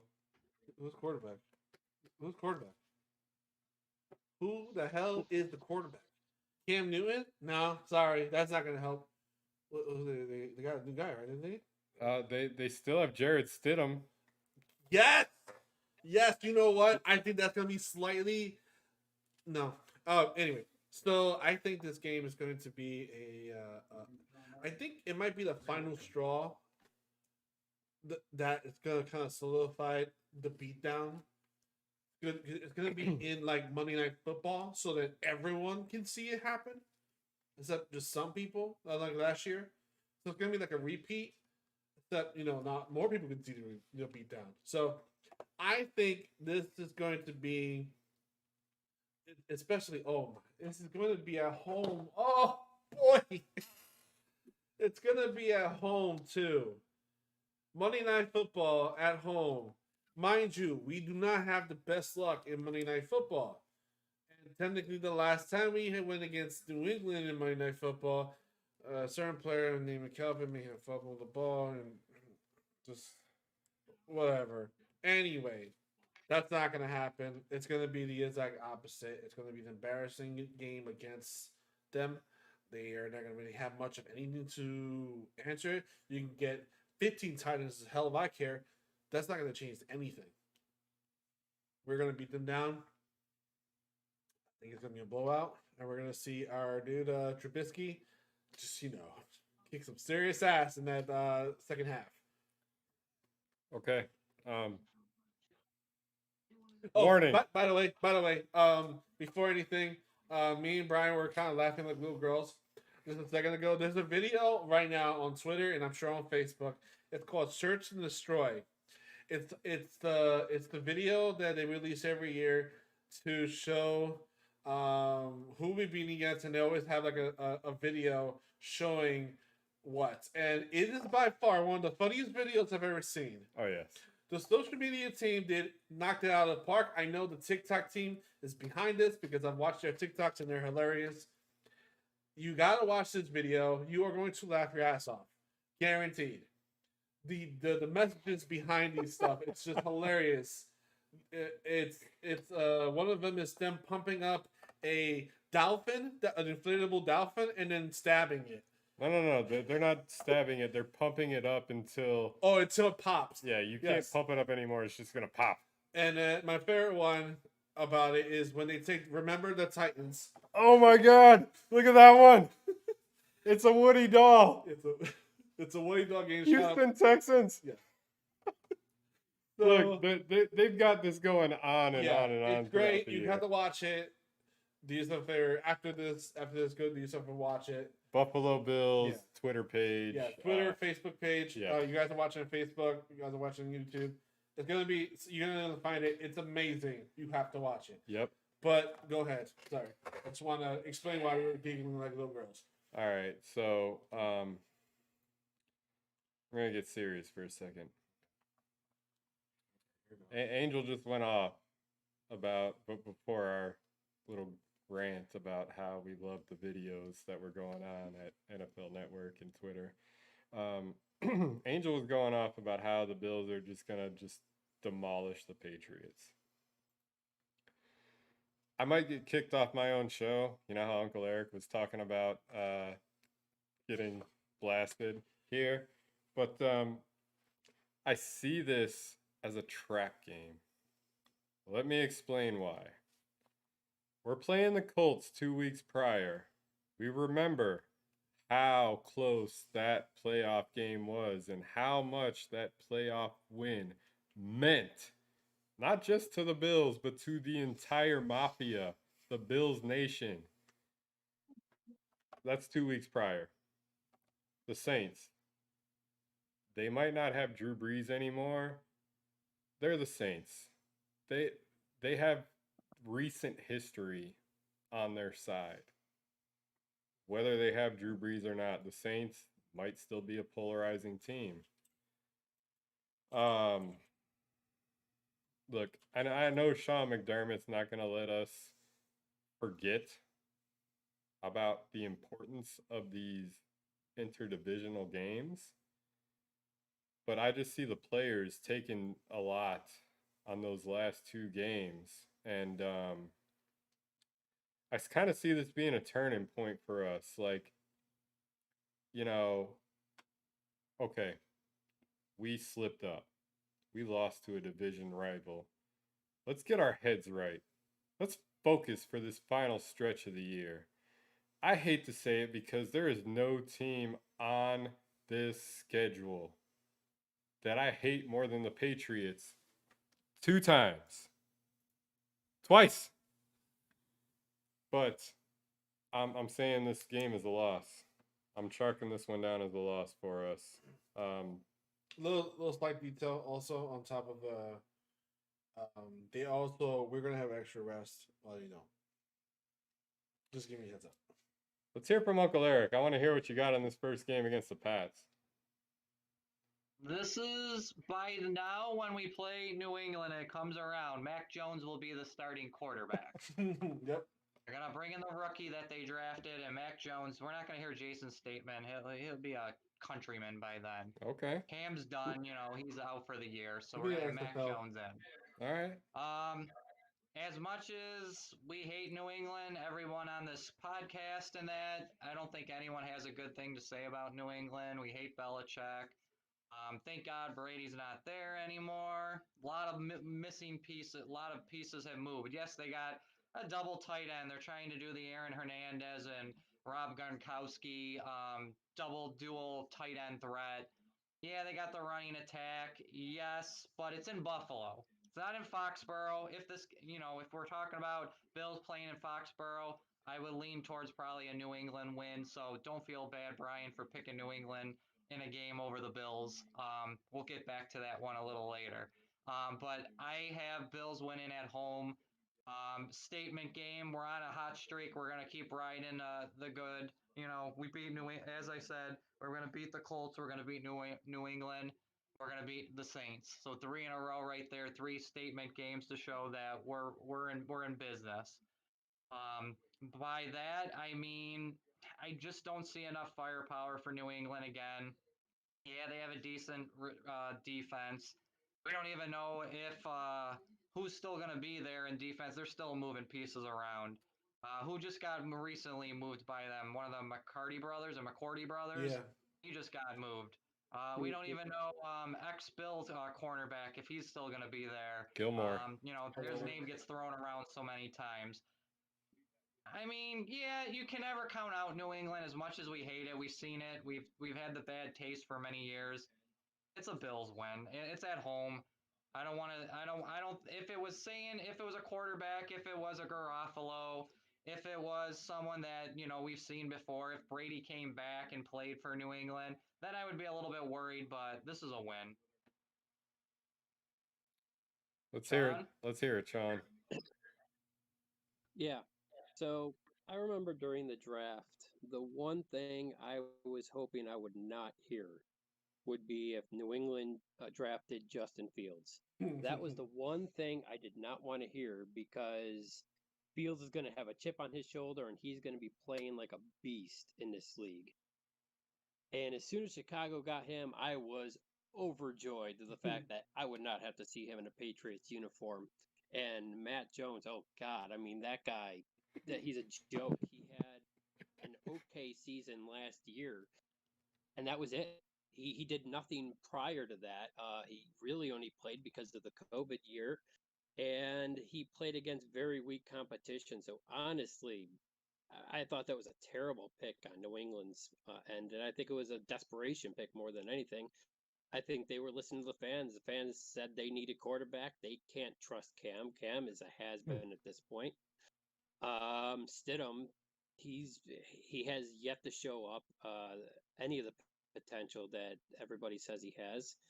And Jones is going to be no different. I think they have no answer at quarterback right now. Their receivers, now with Edelman gone, probably on his way to Tampa Bay in another year. I just don't see who they're going to be getting points from. I mean, sure. I mean, they've got a halfway decent running game, and with two tight ends, I obviously we all see what Belichick's going to try to do, but anyone with a decent defense is going to be able to stop that. McDermott is not stupid. He's going to have a plan for New England, so they're not going to be able to score on us. So there it leaves the question: can they handle our offense? If Gilmore's still playing, that's one. I think he's still the other McCourty brother back there. That's two. But we've got four top end receivers right now. I mean, okay, you're gonna cover Diggs? Great. Well, now you need someone to cover Sanders too. And you need somebody to cover Beasley. And you need somebody to cover Davis. And with four stellar receivers back there, you cannot afford to double cover somebody like Diggs. If you're not double covering Diggs, he's going to beat you. If you're not double covering Sanders, he's going to beat you. I don't see a single possible way how New England that late in the year is going to be able to produce anything more than 12 points on the board in a Buffalo stadium with full capacity on a Monday night. Forget it. Man. I want to jump in one more thing on that Mac Jones, Sean. That was a good point you made. Listen to this roster Alabama had last year and how many of these guys got drafted early in the draft. Before him, probably. Evan Smith, Waddle, Najee Harris. I mean, Mac Jones. I mean, you could have had anyone at that at quarterback in that offense and had a stellar year. How do you fail in that? I mean, how many Alabama players had been drafted in that draft and just in the first round alone? I mean, I don't think even with Mac Jones under center at that point too, going back, and I don't even like Fields. I mean, if New England would have took Fields too, I don't think he would have made this pick any different for me either way. If it was Mac Jones, Fields, it's a win again. I just wanted to read off those weapons Alabama had and how they were even that good with and made Mac Jones. I mean, he should have been even better with that offense, I think. Yeah, and just to kind of they had a 6-game schedule, and because of COVID, they had a 6-game schedule, which was ridiculous to begin with. And remember, that was Tua's team up until last year. So this was his first year starting in the Alabama uniform. And prior to that, I mean, they very rarely let him in the game. He played a couple times in the fourth quarter after Tua already had the lead by like 40, 50 points, like Alabama generally does. But Matt Jones, I mean, honestly, they underperformed last year on top of everything else. So I just think it was just a haymaker of a pick. Yeah, yeah. Just to kind of echo what you guys were saying too on that. Specifically, Sean, with it being a short year and a COVID year and players opting out and rosters being slashed, Mac Jones had it easy. Yeah. If Mac Jones is a starting quarterback at the game, I'm switching that to a win. I just realized something that was said about the matchups. You know how almost every team, or every good team, has that one thing about their team that's just so annoying that you just can't find a way to beat. I think he just pointed out the one thing that our team has that's going to annoy the living crap out of everyone. Matchups. Oh yes. We Yeah. have so much depth in wide receiver. It's ridiculous. Okay, you covered double team Diggs. That means you have three other really damn good receivers to worry about. Okay, well let me cover Diggs. Okay, now you have two really good receivers. Who do you have left? Let me put my linebacker on Davis, one of our fastest players in the team. And oh wait, tallest. tallest, yes. So let's put him on there. On them. Okay, so now you have Sanders. It's like, what can you do? Yeah. Yeah. It's the matchup nightmares. Yeah. That's gonna be our thing this year, where it's gonna be almost impossible to stop someone from going off. There's that. Yeah. And it's Josh Allen progressively getting better. Mm-hmm. It's not like he's peaking. We've heard this. His ceiling has no end. He's going to keep going up. He's going to keep getting better. Like, Bills fans, get excited. Josh Allen is going to be lighting up scoreboards. Mm-hmm. But with that being said, yeah. It's I'd say it's besides I'm gonna leave this last note here. I have a quarterback that I care less about now than Tua. And his name is Mac Jones. oh my God. I'm just gonna point that out. You and Alabama quarterback. He doesn't scare me. Tua doesn't scare me. Get out of here. Next game is something we've been wanting. This is the game we wanted in week 1. Bills. You know how Brian circled Kansas City, and then I circled Tennessee. Bills Mafia scribbled all over this game because we never got our chance. We never got our chance to, just kind of like Brady, So we finally get our chance, and to be honest, and I'm not happy that it's this late in the season. It should have been the very first game of the season, to be honest. But they gave it to the Cowboys. But whatever. We have Tampa Bay. At Tampa Bay. I imagine we will be in that game. I would assume so. But, we'll see. 4:25, Tampa Bay against good old Tommy Boy and their fantasy football roster, basically. Mm-hmm. So, this is my thoughts on this. Just like Bills have been watching Tampa Bay, just pretty much destroy Kansas City. They're also watching them because, well, I think it's time for us to start to get payback after years and years and years and years and years and years and years and years and years of being beat down by Tom Brady. I think this is the year that we finally get our chance to kind of get there. But I don't think it's gonna be a blowout. I think it's gonna be close. Are you saying the Bills are gonna win against Tom Brady? I think this might be the year we win against Tom Brady. I never bet against Tom Brady because Tom Brady's Tom Brady. But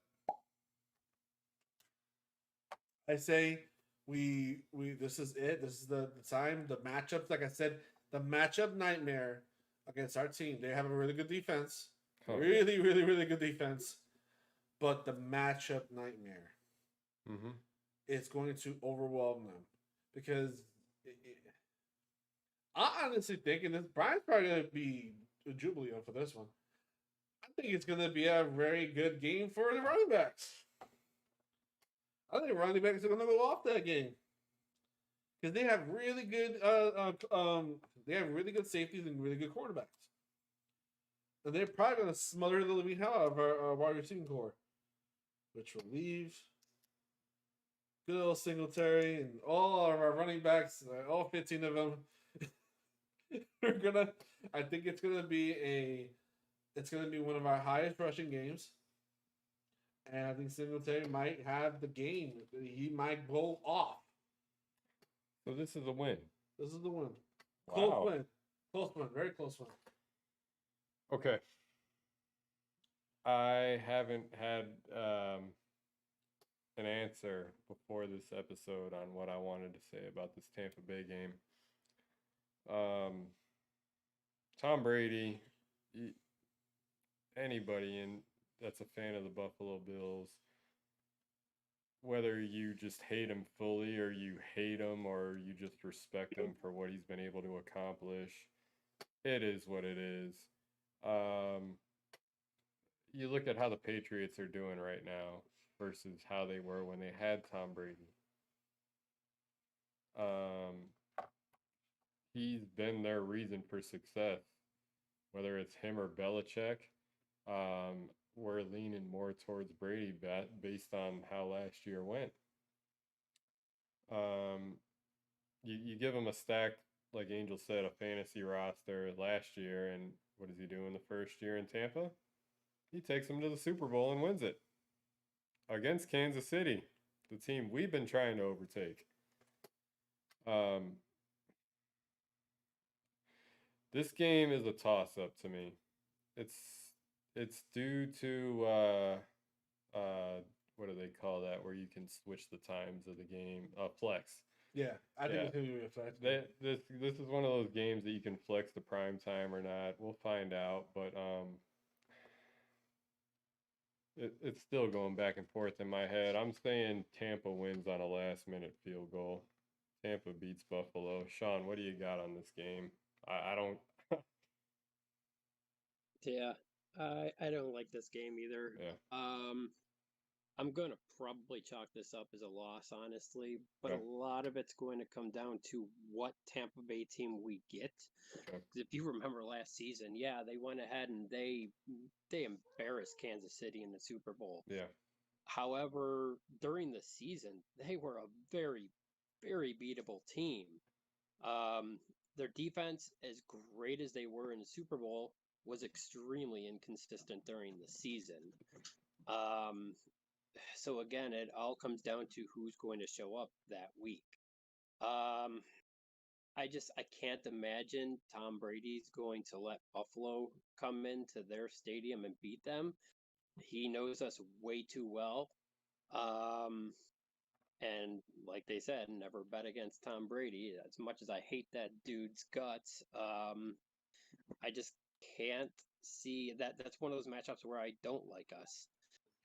Their corners and safeties are going to be able to at least keep our receivers in check. Not completely. I think it's still going to be a relatively high-scoring game.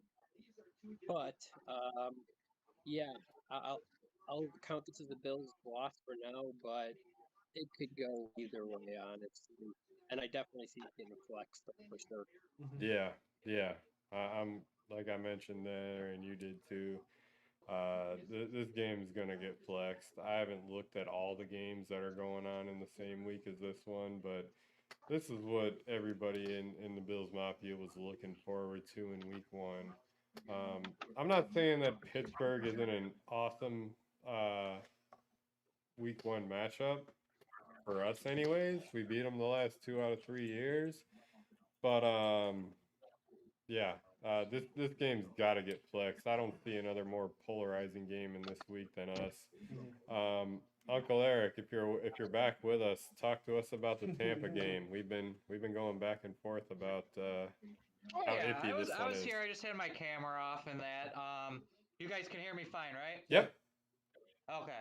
I love this game a lot. I wish this was the opener. Actually, I wanted this to be the Thursday night game to start.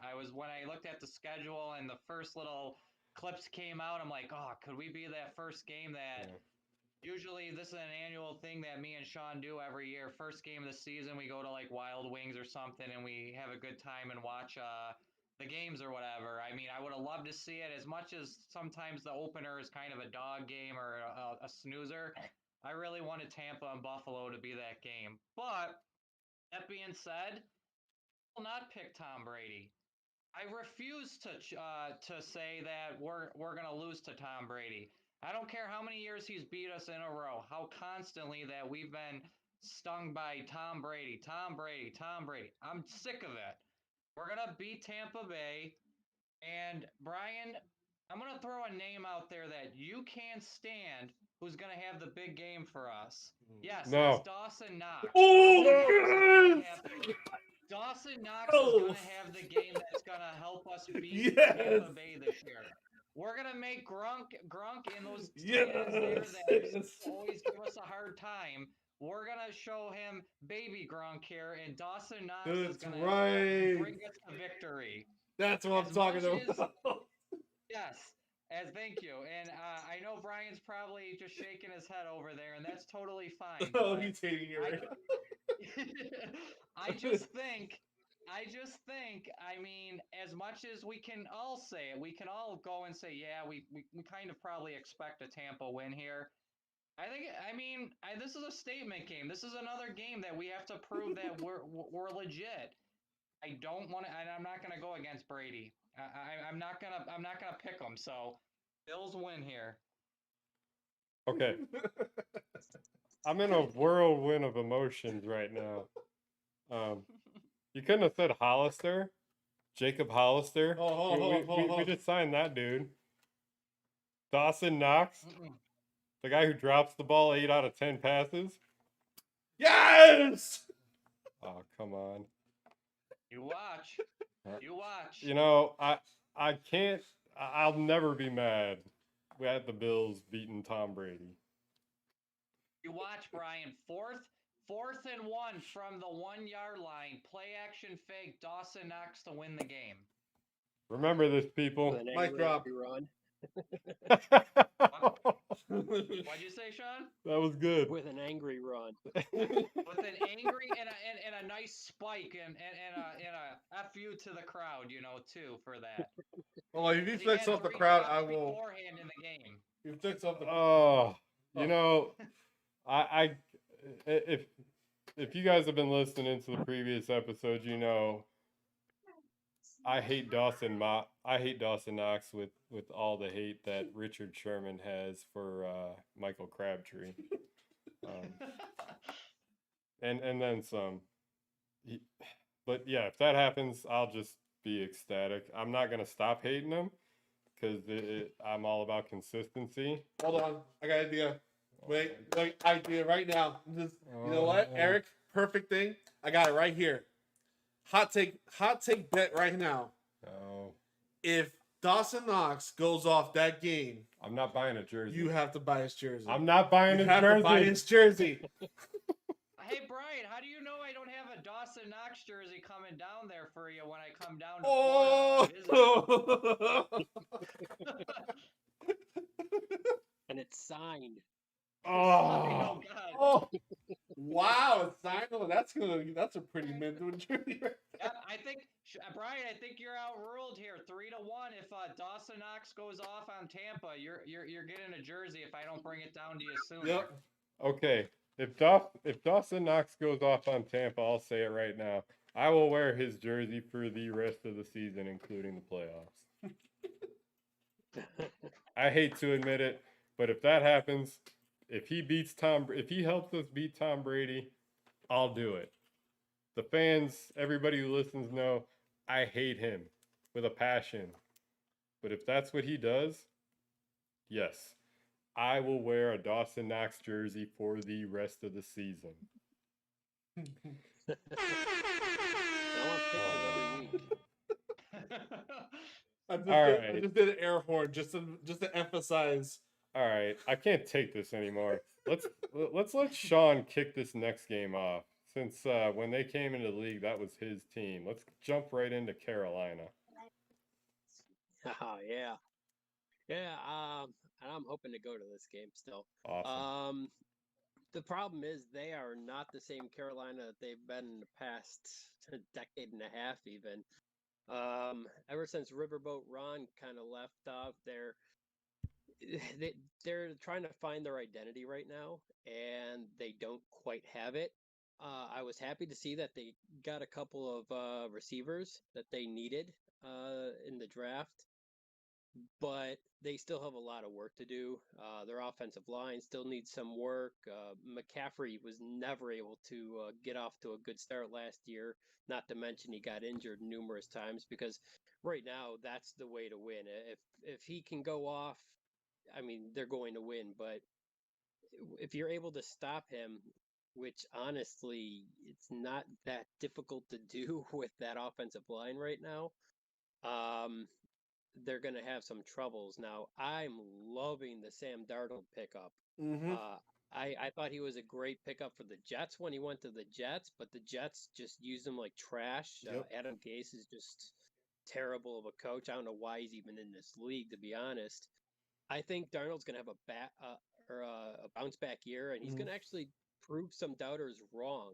I think they're going to win more games than people expect. They're probably still going to be going, 8-9 or 9-8, somewhere in that realm. But look for them to be a surprise sleeper team this year because if Darnold starts slinging those balls and you still have like DJ Moore and stuff catching them downfield, they can be quite a dangerous team. And defensively, they still got a lot of their starters from the last couple of years. So I don't see them having a terrible year, honestly. But against Buffalo, in Buffalo on top of it all, there's just no way that they're going to be able to find an answer for us. So yeah, big Bills win there. You're totally right. I actually earlier this season before the trade, I think before we even did the podcast, I mentioned to Brian like they're gonna trade Darnold. He's not gonna be with the Jets anymore, and whatever team he ends up with, he's gonna strive in it. And I think that's exactly what's going to happen with Carolina. He's going to be way better off with them. They're going to treat him a lot better, and I think his ceiling is going to be better than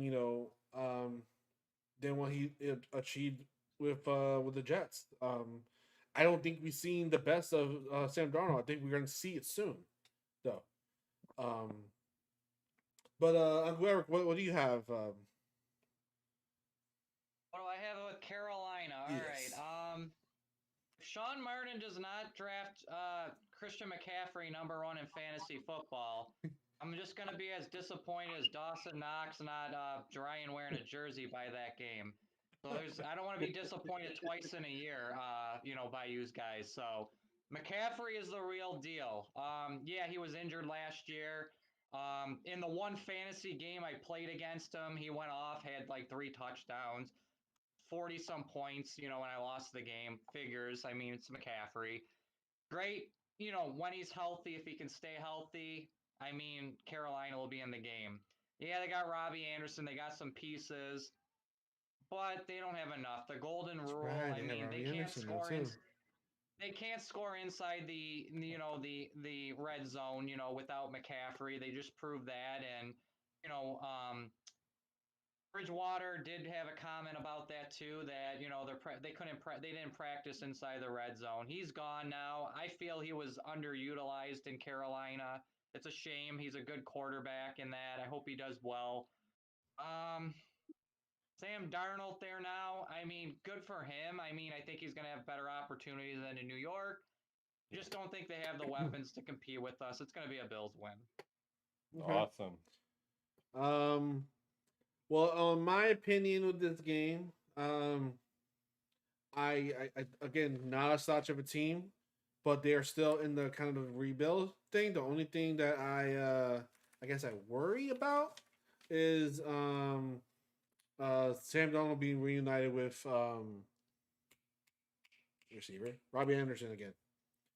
They have great chemistry when they were both in New Jersey, so I think they're gonna kind of just get right back on track with that, and it's not gonna. I'm not gonna say it's gonna be a. I wouldn't be surprised if it's a close game, but I also wouldn't be surprised if it's a blowout. I guess what I'm trying to say. But yeah, I'm definitely getting the Bills with a win, but not a pushover win for sure. I'm gonna use the restroom. All right, so this is another team that I have as an LOL on my notepad. Not because of Sam Darnold, and the stats back it up. The Jets, they haven't been in really close games against the Bills, but Sam Darnold seemed to be somewhat formidable. So,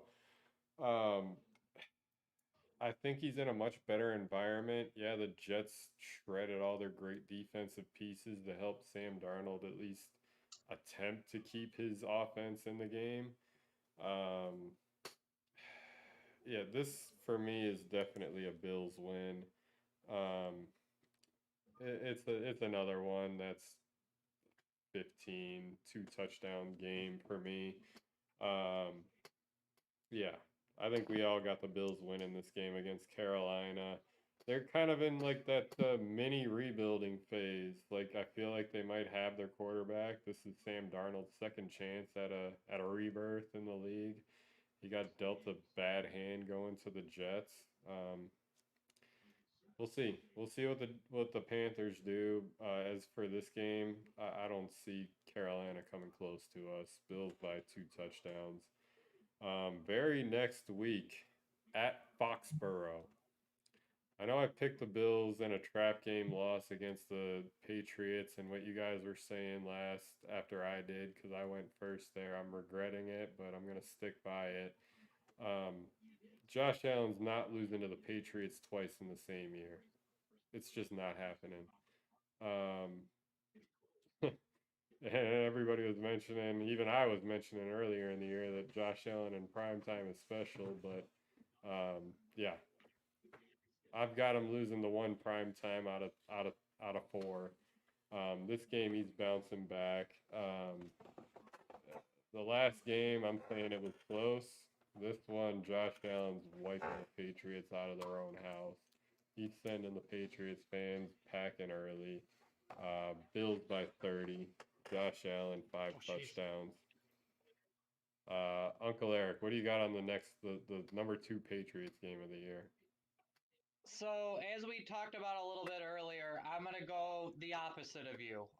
You did say in the primetime game that you thought New England would probably beat us. I think this game in Foxborough, New England beats us. Unfortunately, we split with them. Another division rival game, like I had Miami and Buffalo split in. I got New England and the Bills split in here. I don't know how they do it. I think, like you said, the blowout game will be in Buffalo. I don't think it'll be by 30, but that one in the primetime game, I think we win. This one in Foxborough, say it'll be a close. I think it's coming down to like probably a field goal or that. I don't know how they pull it out. Maybe we just have a bad off game or we couple turnovers that cost us. But I have New England splitting with us again. Division game. I see another. As much as we don't want to go against we don't want to pick New England ever. They pull out this one and we split. Okay. Sean, talk to me. So, in our first meeting with the Patriots, it's going to be on prime time, and we're going to get the national audience to see Bill Belichick throwing his tablet against the stands and just watching it bust and watch him just break down because he has no answers for us. In this game, probably not as nationally televised as the first one, but honestly, this one, he's not even going to be pissed. He's going to be resigned to the fact that Josh Allen is now his daddy. And there's no way that they're going to beat us. And really, nobody in the AFC East is going to have an answer for us. Josh Allen is the best quarterback in the AFC East, like Tom Brady was for the last decade and 2 decades even. And I don't see that changing anytime soon. So New England's going to have a really rough time of us, no matter where we play them. Man. Man. That was just a mic drop right there. Yeah. I've got nothing to say. I'm blown away. I'm loving what Sean is giving there. Angel, when he was mentioning Bill Belichick just throwing his tablet and getting pissed off and just surrendering, basically, I know your eyes were lighting up. I know you had. There's a couple things in life that I adore. I like playing video games. I like seeing a golden retriever puppy just playing with a golden retriever and watching Bill Belichick lose his shit to the fact that he can't do a damn thing against a team that he's been beating down for years. Something about that just brings me just utter joy. I'm like an anime character with just the biggest smile in my life. And I'm just going to, I just enjoy it in every aspect of just watching. I hope he breaks 3 tablets. I'm shooting for 5. I want him to blow up a football. I want him to pop a football, stab a football. I want him to just, as you said, resign. I want him to just realize that, hey, it was just Brady. That's it. That's all. And Josh Allen is your daddy too. That's it. And oh, by the way, we're winning.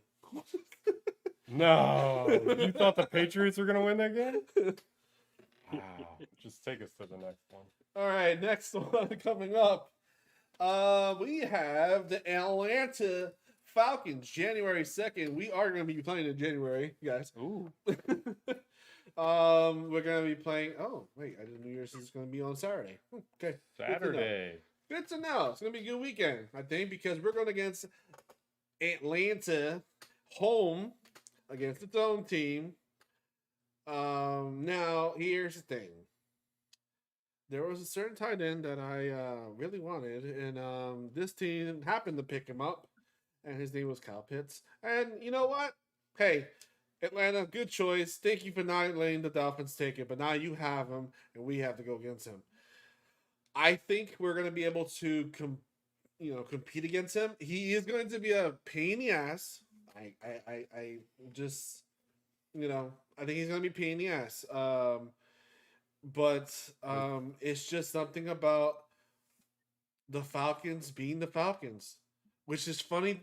The Bills used to have that saying, "Bills be Billsing," or the Bills are being the Bills. Atlanta's just going to be doing the same thing. I just don't think it's going to be. I mean, their defense is pretty damn good, right? I mean, No, their defense sucks. Their wide receivers are. Okay. Awesome. All right. So it's gonna be. I think it's gonna be one of their effective games. Honestly, last year the Falcons did score a lot of points. They also gave up a lot of points. I don't think that's gonna happen. So I think it's going to be a high-scoring game, but we're gonna come out on top. We're gonna come up on top. I'm picking the Bills, beating the Falcons at home. Yeah, home game. By the way, Angels only got us losing once so far this year. Feeling it. I'm feeling it. Honestly, if I could pick, what was the other game? The only game I picked was Kansas City. Yeah. The only thing that's going to convince me that we can beat Kansas City is beating Kansas City. Okay. Other than that, I'm pretty confident in our schedule. I could say 17-0. With pretty good confidence, honestly. But I'm not going to go there. But no, and yeah, I mean, yeah, Tom Brady's on our schedule. Yeah, the Colts defense. Yeah, we could go 4 or 5 other teams that have the potential to do so. But yeah, there's a chance. I'm not saying there's the percentage compared to last year to go 17-0 this year is a lot higher than last year. Let's just say that. And what I'm going to keep going back to, Josh Allen progressing. If he progresses, he I can has see that no happening. ceiling. But, like I said, I'm not saying that we're going 17-0. I'm not even saying we're going 16, or I'm sorry. I'm not saying we're going 17-0. I'm not saying we're going, 16-1. But I'm pretty confident. So far you're saying that. And I know. because we're playing the Jets the last game of the year, you're definitely saying that because I know you're not picking the Jets to beat us. Okay, forget it. Go ahead. You're All right, so Atlanta, yeah. Listen, we've talked about this throughout. If a team, any team in the league, especially a team that's on our schedule, wants to get in a shootout with us, just bring it. Josh Allen's going to torch you. In any scenario, Atlanta's losing this game. Bills by 30.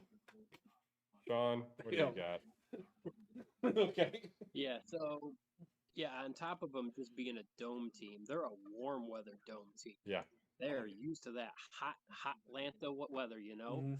And those teams don't generally travel very well to Buffalo, especially not in December.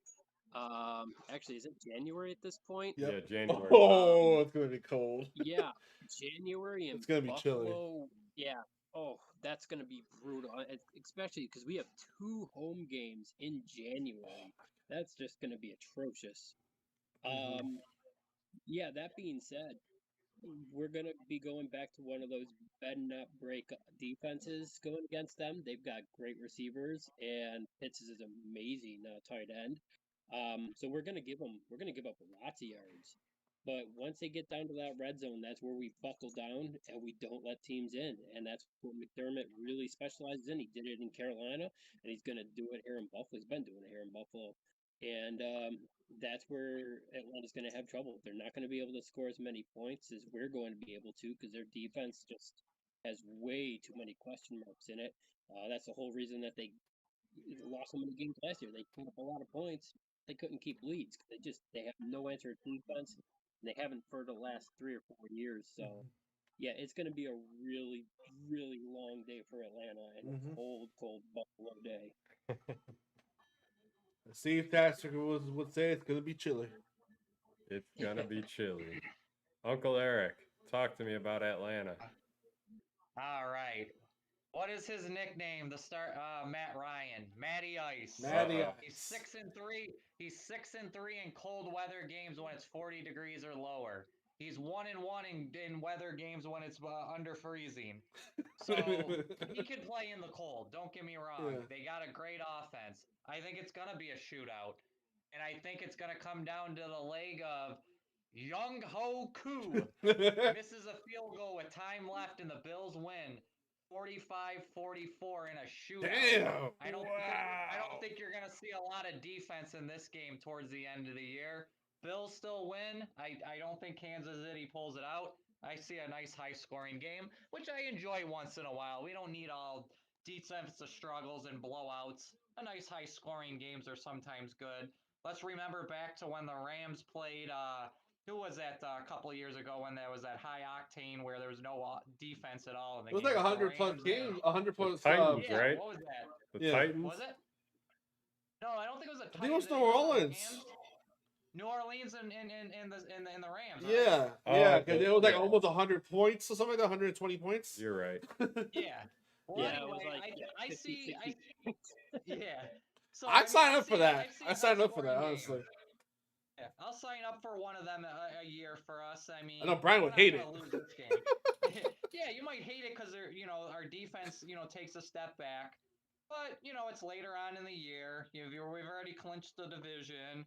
We're just playing different players at this time. I think everyone's just enjoying the weather, and we get a win against Atlanta, but they're not going to beat us. I mean, that offense is amazing. I love Pitts.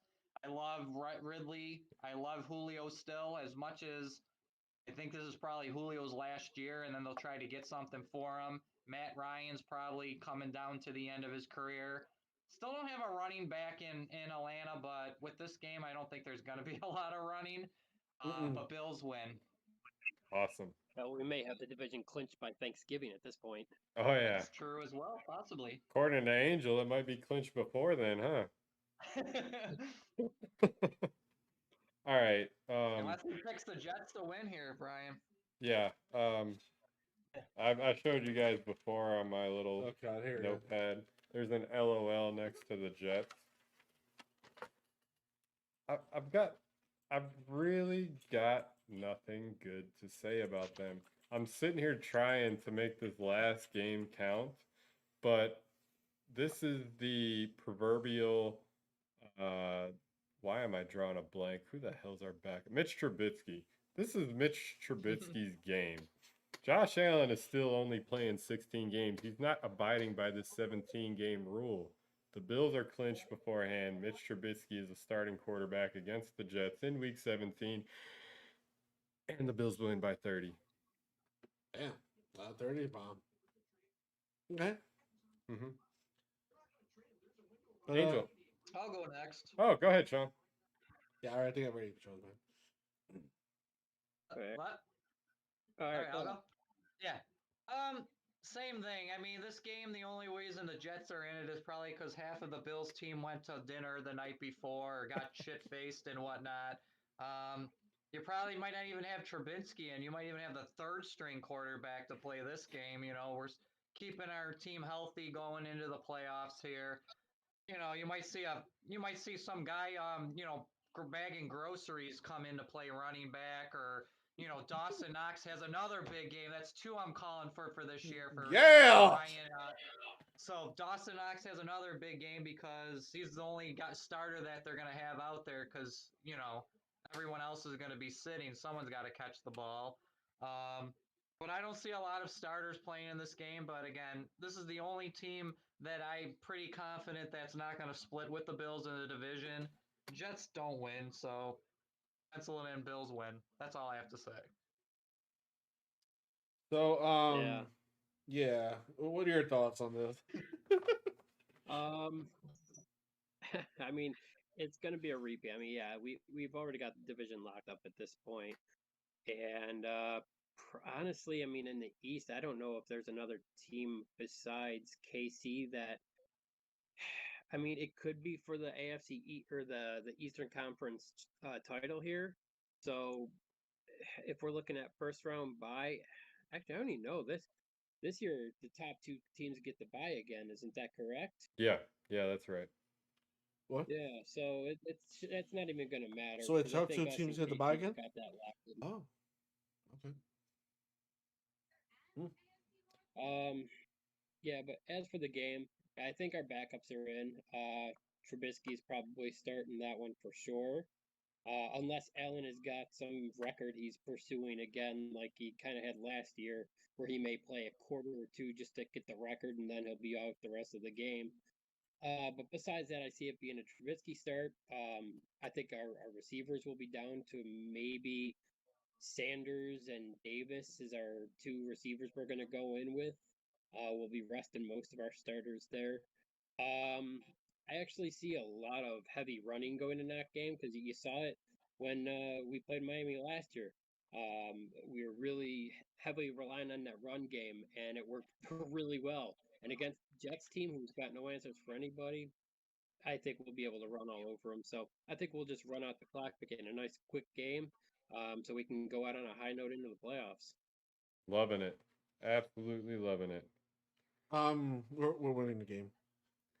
You got nothing else? That's all you need. Follow first game notes. No. Do you have anything else on the Bills against the Jets, Angel? So I got a little challenge for you guys. Okay, so we all not acknowledge competition, just like I didn't acknowledge Jets as competition. But I do have Kansas City's 2021 schedule. See, now we got screwed over last year, I think, because of the whole playoff format stuff. We're trying to shoot for number one. Quickly, I'm just gonna name the opponents here. We're gonna rack up the wins and losses. Each of us are gonna do it real quick, and then we're gonna see if the Bills are going to be, number one, or well, we'll go from there. So I'm gonna start with you, Eric, and I'm gonna list out. We're just gonna say win or loss. That's it. Okay. Oh, first things first. Okay, so all right. First, let's list out the records we have, so we can do comparison after. So the records we have right now is Brian. Okay. Uncle Eric has the Bills going 10-7 based on these predictions. Based on what you got there, are we winning the division at 10-7? I was gonna say, I don't think we even. I mean, we should be able to, but damn. I agree. I mean, even with 10-7, and like I said, these games can go any way. I still think we're going to win the division. I think it's going to be a very tight division. You're going to see the Jets probably have maybe 5 or 6 wins. You might see a 7-9, New England team. You're probably going to see a 9-8, and I think a 10 win is going to win that division. I mean, yeah, there's probably going to be more wins than that. But I think it's going to be a tighter race between first and second. I don't think it's going to be a runaway like Angels 16-1 division win. But I still think we're going to win the division. Yes. All right. With 10 wins. And you're thinking that New England is going to come in second instead of Miami. Oh, I did have New England coming in at second, then Miami? I think that's what you said there, unless I was mistaken, right? Oh, no, I think no, I apologize. I have the Jets, having probably like 5 or 6 wins. New England would have about 7. Okay. And then Miami would be second. I apologize. I have Miami and New England split in with the Bills. But I still think the Bills win the division with 10 wins. I don't think we're going to be as dominant as last year is. I think this schedule is a little more tighter than, last year's where we did have a big run. But I still think we're going to win the division. Yes. Okay. Okay. That's a hot take. Let me just cut you off there. Yeah. 10 wins in a 17-game season is a division win. So we're regressing, according to Eric. You know Well, what? we have the 9th easiest schedule. That's exactly what I was going to jump at, Sean. That's exactly where I was going at. Okay. So, me. I got them 16-1. Yes, it's a bit much. Yes, I'm being over, a little bit much with the record. It's probably I'm probably gonna pick 2 more losses, and that's just being generous. Sorry. I'm not sorry. I just think they improved, and they also have an easier schedule. I don't think the other teams improved enough for me to, really, get to that point. Josh Allen is your daddy. And Josh Allen's most people's daddy, so that's just what it is. Brian has them going 14-3. Is that right? Yes. Okay. 14-3. Would you stick with that, or can you? I'm go sticking up? with that 100%. Okay. All right. New England, Tennessee, I think I picked, right? Yeah. And then Kansas City, maybe? Kansas City. Those are your 3. Wasn't it Tampa? Oh, yeah. No, it wasn't Kansas City. It was Tampa. Mm. Yeah. New England, Tampa, and Tennessee. Yeah. We're beating Kansas City. They're done. I'm tired of them. And then we got Sean with 15-2, which is, I don't blame him for his choices. Just saying. So you think you're pretty confident with that, or maybe add a win or loss to that, or No, I think it's right on. Honestly, Yeah. we had just about the hardest strength of schedule last season, and we ended up with only 3 losses. We're at 9th easiest strength of schedule this year. We have to improve. There's no way but up at this point. And again, Allen's improving. Yeah, I see only 2 losses. Woo! Woo! Oh man, that's with your 1 loss, Sean's 2 losses, I 3. Eric 7s. Uncle Eric 7.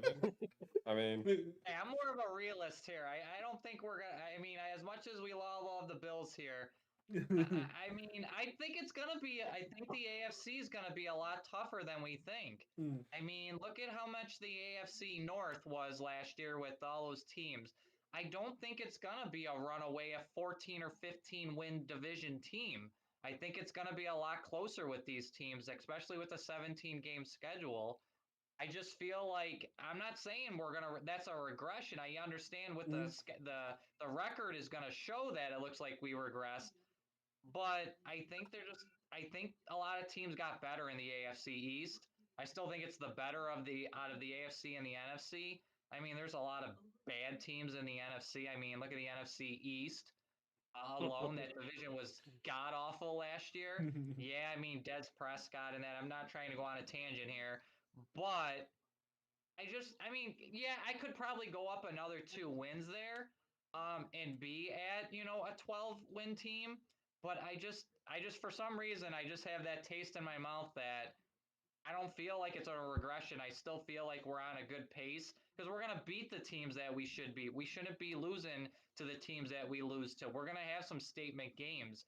Just because we're not having 14, 15 wins, I don't think it's my regression on it is if we lost to those teams that are we should, that are the potent teams that we should be seeing in the playoffs. A Kansas City, a Tampa. Yeah, we picked against them or some of us didn't, but I mean, Tennessee, those are playoff teams. It's not like we're saying we're losing to Jacksonville, Atlanta, the Jets twice or something like that. So that's just where I'm coming off on my end here. Sure. Oh, that's it. Sure. So okay. So we're all picking the Bills to win the division. Sean, Angel, and myself maybe a little bit more decidedly than Uncle Eric. But let's think a little bit bigger. Let's think about first round bye. Let's think about home field advantage throughout the playoffs. The Bills are up there. They're up there with the Chiefs. Who else? Who is that next team outside of Buffalo Colts. and Kansas City that is just everybody's bold prediction? Who is that third team? Sean, let me hear it. I think Baltimore or the Colts, really. Okay. Both of them have a chance to be the number 3 team. Okay. Yeah. Uncle Eric. That's a good point because if you're looking through the divisions and what we have, obviously Kansas City is probably gonna win the West. I mean, yeah. I can't see the Raiders, Denver, and who's the other team in that Chargers. division? Am I missing one? Chargers. The Chargers. Chargers? Yeah. Chargers. Okay. Chargers. I mean, they're an upcoming team. I don't think they're gonna make a way for Kansas City. So we kind of figure on that. Yep. And then we go to the South.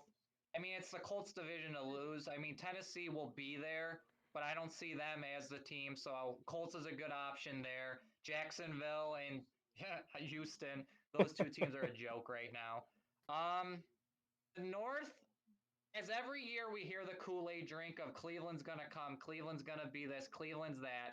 I think they're going to be good. I think they're still a playoff team again. That Baltimore is there. I do like that, Sean. Baltimore is, until they prove differently, they draft always good. Pittsburgh, I mean, they're going to probably be an 8-8 team. Yeah, sorry, a 9-7 or 8-9 team. With 17 games this year. So I mean, I'd have to go with Baltimore or the Colts, or Baltimore or Indianapolis. I mean, those are the two probably safer bets to think of. I mean, I can't see anyone else otherwise. Miami might be there, and again, I hate to say it, we all, but they could be a wild card team, but they're not going to be the team that's going to be a first round bye team. But those are just my teams that I'm thinking off the top of my head. Sure. Okay. Awesome. Angel, hit me. All right. Well, I got the Colts and I got the Chargers. The Chargers. Oh, okay. The Chargers, I really, really, really, really like their team. Honestly, it just they have a good built team. Their quarterback just reminds me a lot of Josh Allen. Justin Herbert. Herbert. I love Herbert. I really do love Herbert. Honestly, I can see the Chargers being the second team from the AFC West going into the playoffs. Wow. I do not see Baltimore going into the playoffs. I don't Why? see it. Tell me why. They didn't do enough for their team. I don't think they did enough. Outside of Taron Johnson pick 6 in them, they were that close to coming to. No. I'm talking about they didn't do enough in their team to improve.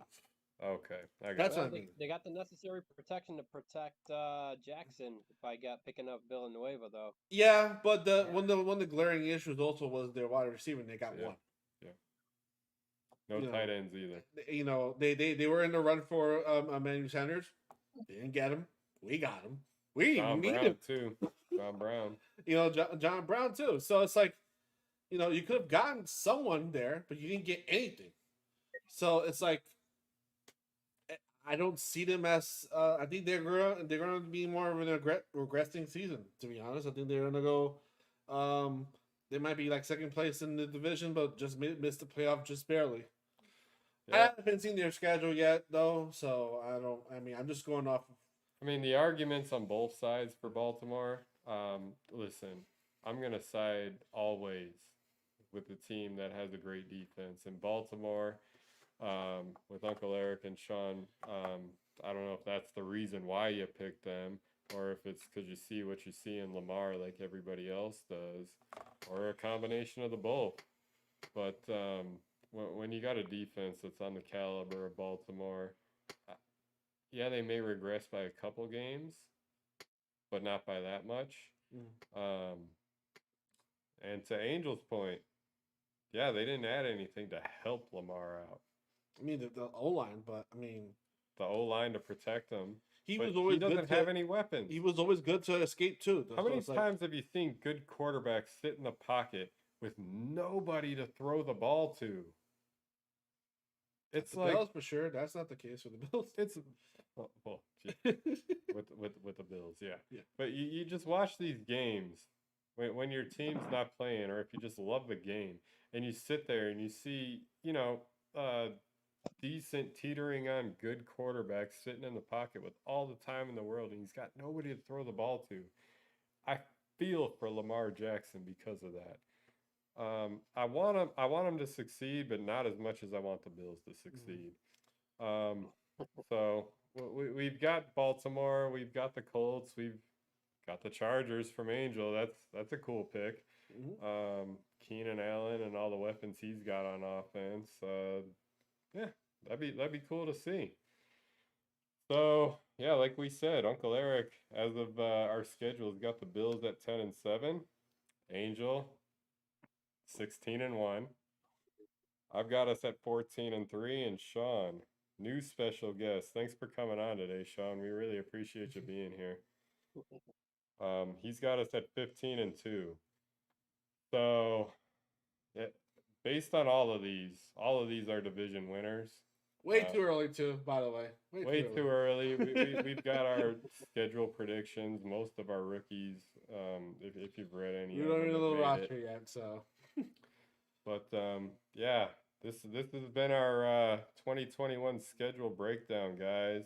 Once again, Uncle Eric, thank you so much for being on with us. We always love your input, and thanks for bringing Sean on. Sean, you had some great points for us today. We really appreciate having you on here with us. Now, that was great. We are gonna try to make it more of a habit to do more of these streams. So I think the next type of stream should be something related to fantasy football. Fantasy football. I mean, you know, we're all big fans of fantasy football here. You know, put large amounts of money into a pot and see who grabs it. Not Brian. Not me. Sean gives away his money every year. That's me too. That's Annual donation. Yeah. But we want to, you know, have more stuff on stream and have more topics. The next big thing I think that's happening is obviously minicamp. That's where we start seeing how the rosters just forming together. We might have a bi-weekly schedule just to kind of keep people up to date on it when it comes to like streaming here and stuff. We really do like doing these streams. It's a fun thing to do. Honestly, more than anything, we love the interaction. Yeah. Everybody that's been commenting, we've been trying Mhm. to take the time and type back to you. We really we're getting appreciate better at this. We're trying to get better as far as this is the first time I was streaming on Facebook Live right now. I think we're getting better at it. But yeah, any topics or any things you guys want us to tackle when it comes to stuff, yeah, just comment. I got one for you guys. Ooh. I know we're gonna talk about Buffalo no matter what. That's our hometown and everything. Mhm. How do you guys feel about the NFC? I mean, I don't want to Oh. drag this out too much longer for you. What are we thinking for like the NFC? What teams do we early predictions we thinking are coming out of there? Who do you think's the big threats out of the NFC? If you guys don't mind answering that pretty quick, Sean, why don't we start with you? Yeah. Would start with me, wouldn't you? Of course I would.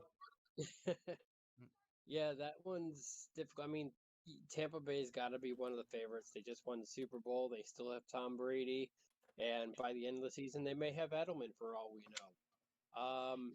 So they've got to be one of the favorites still. I don't see anyone else out of that division really putting up too much of a fight. New Orleans got a little bit of work to do to replace Breeze, honestly.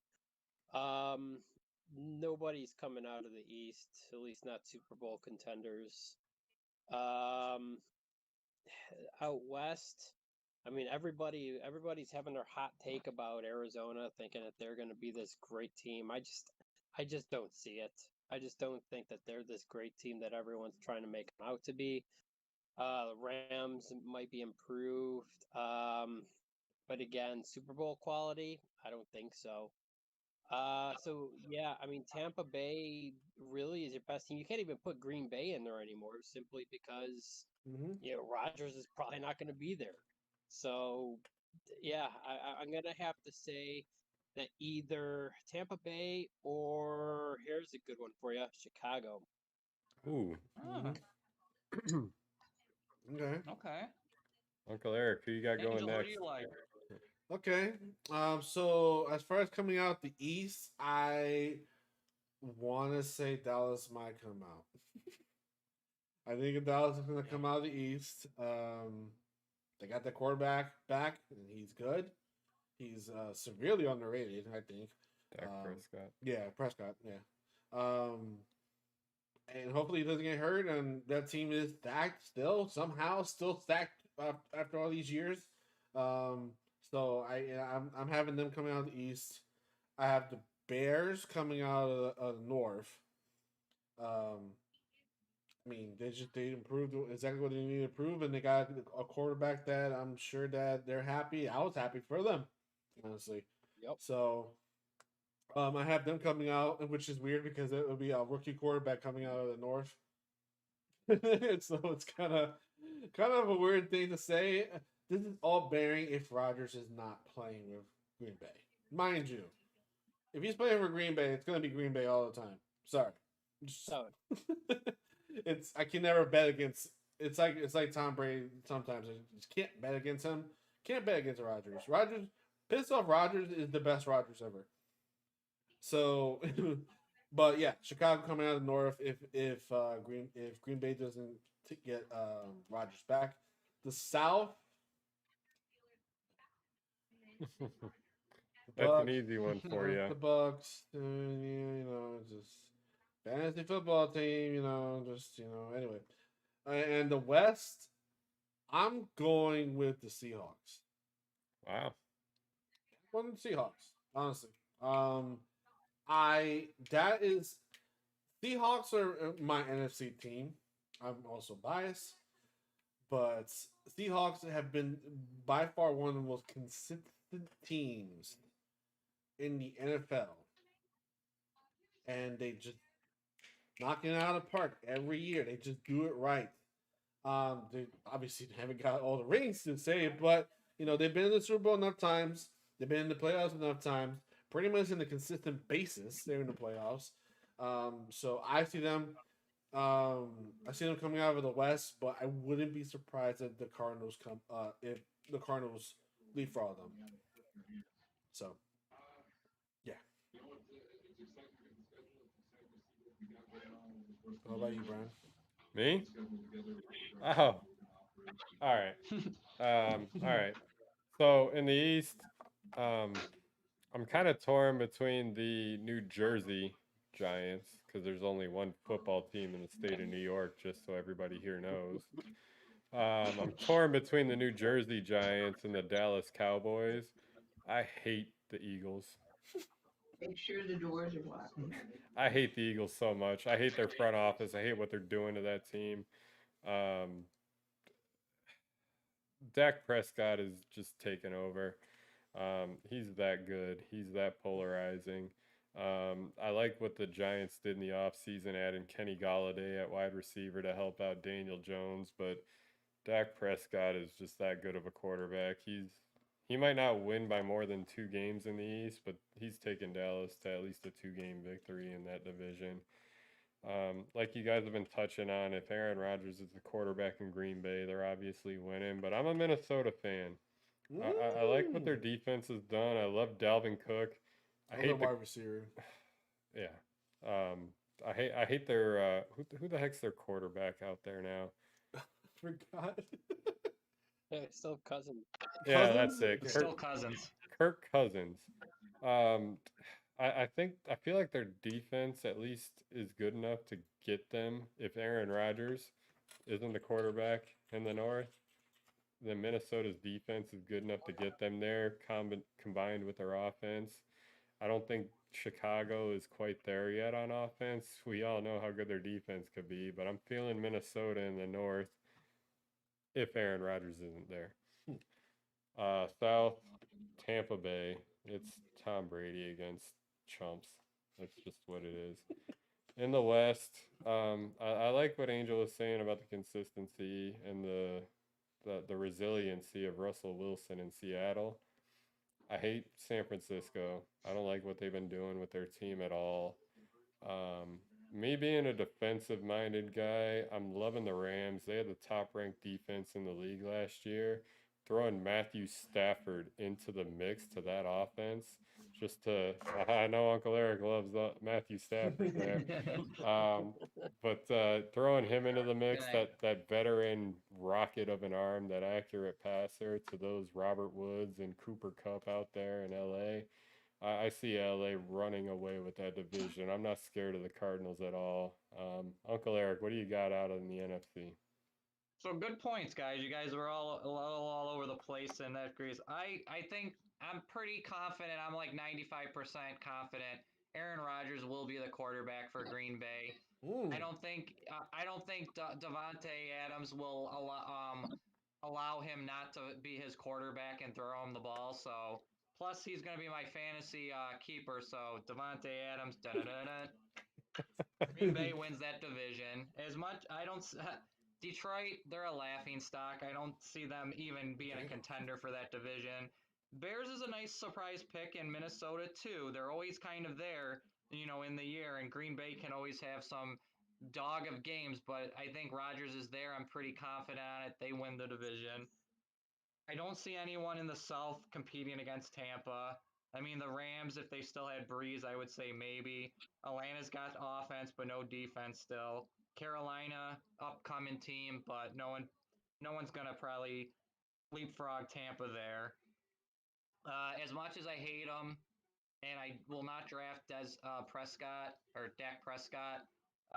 They have I think the second easiest schedule next year. Dallas. So if they don't win that division, it's pretty sad. I do like the things Washington football team is doing. I don't think they have enough weapons to overtake this division this year, unless again Dallas has all the injuries and it's throwing crap at the wall and trying to see what sticks for these teams. Giants could be an interesting team too, but I think it's Dallas's. Oh, yes, I do like Matt Stafford. I do like the Rams' chances, but this is the division where throw out all 4 teams in a hat and pick one out, and I wouldn't be surprised if they win this division.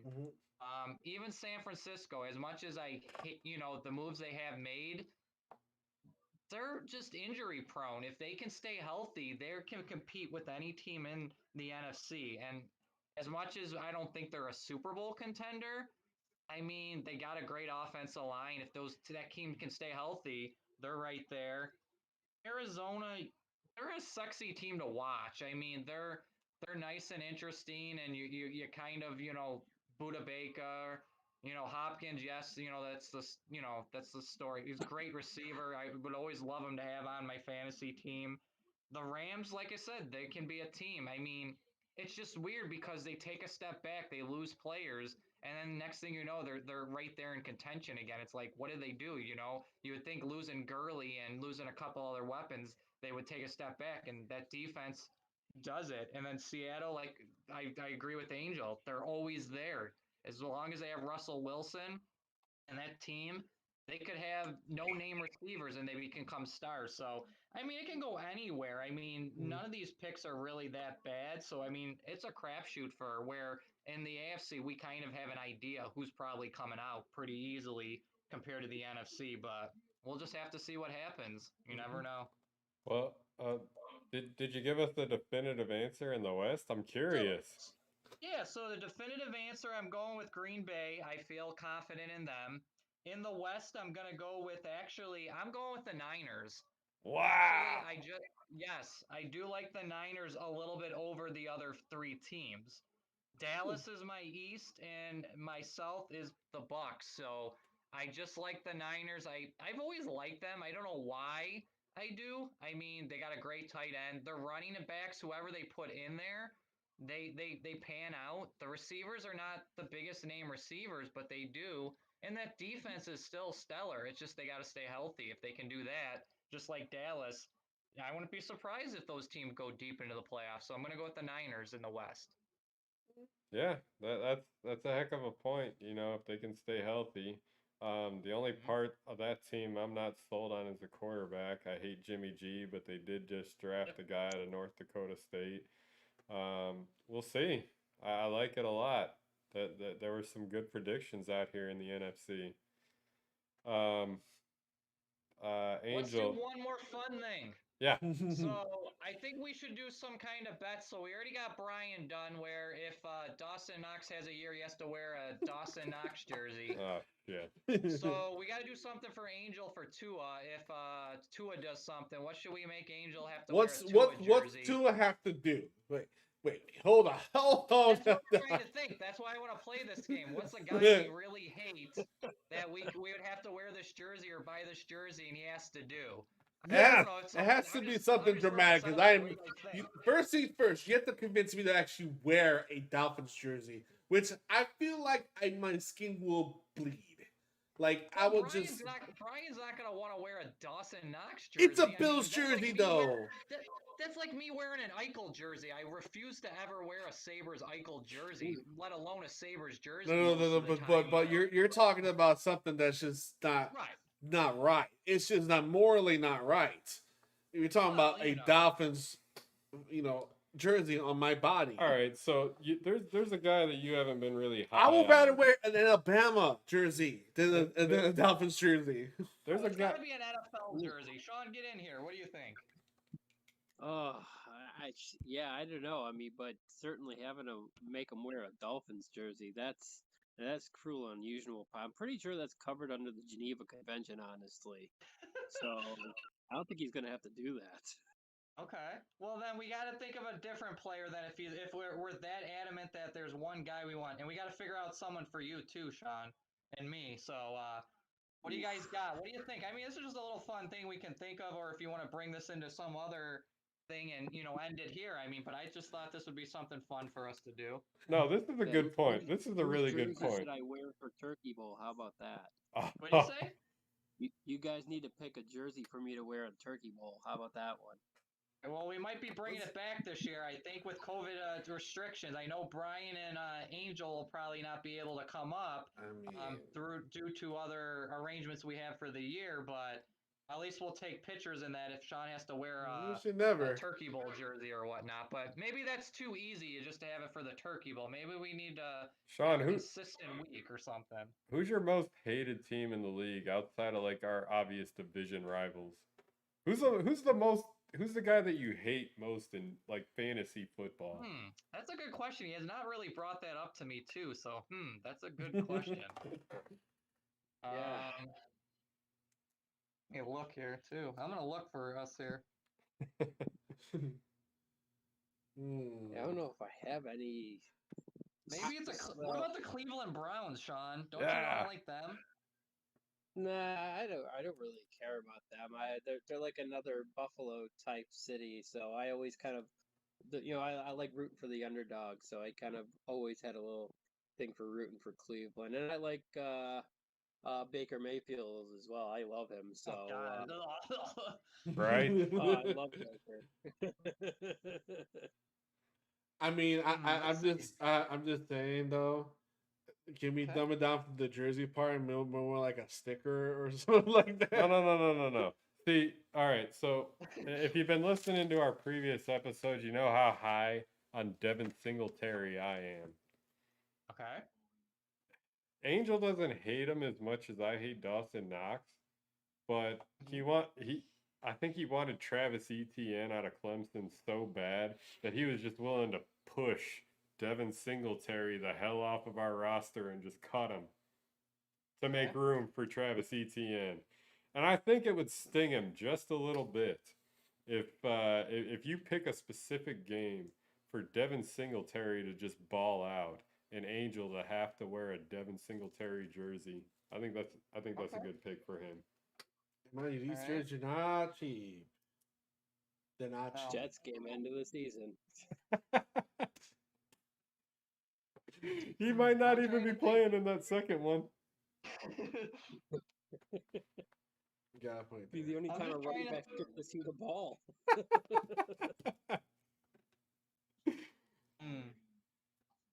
I'm trying to think of like players that I can't stand. There's certain teams like I can't stand. So, I mean, well, you said Eichel. I wouldn't want to wear a New England jersey. I wouldn't want to wear a Dallas Cowboys jersey. Who? All right, Uncle Eric. Who's the team that you think the Bills are definitely gonna lose to? Definitely are gonna lose to? Yeah. Well, if I said Kansas City, then that's an easy pick because then I would take any jersey to wear with Kansas City, so that's not fair. All right, I'll tell you what. Okay. As much as I hate them, I would wear a Tom Brady Tampa Bay jersey. Oh. But you got to give me something on that to get that. And it's got to be the creamsicle one. Oh no! I will pay the extra for the creamsicle Tom Brady. That's gonna be expensive and ugly as hell. That actually makes it better though. That does. It makes it better. That's why I know. But I'll wear whatever one, even if we have to go back to the old school Buccaneers one, even if it's a crappy one. I'll wear a Tom Brady jersey. But you got to give me something on it. What does he have to do? All right. Let's say repeat. No. This is against the Bills. This is against the Bills. Oh. All right. Okay. If the Bucks, where's Tampa Bay on the schedule? They're late. Don't we play them in? They're late. We're at Tampa Bay. We're at Tampa Bay. I feel like they're at the first half of this. No, they're in the second half. Pull that up. Tampa Bay? Yeah, they're December. Okay, December at Tampa Bay. All right, let's say that Tom Brady beats the Bills by more than 10. You got to wear one of his jerseys. Okay. That's reasonable. More than 10. I don't know. That's by more than 10. Either that, or if Tom Brady recruits Julian Edelman to join the Bucks by the end of the season, then definitely. Oh, come on. So those both are logical ones that can happen. Jeez.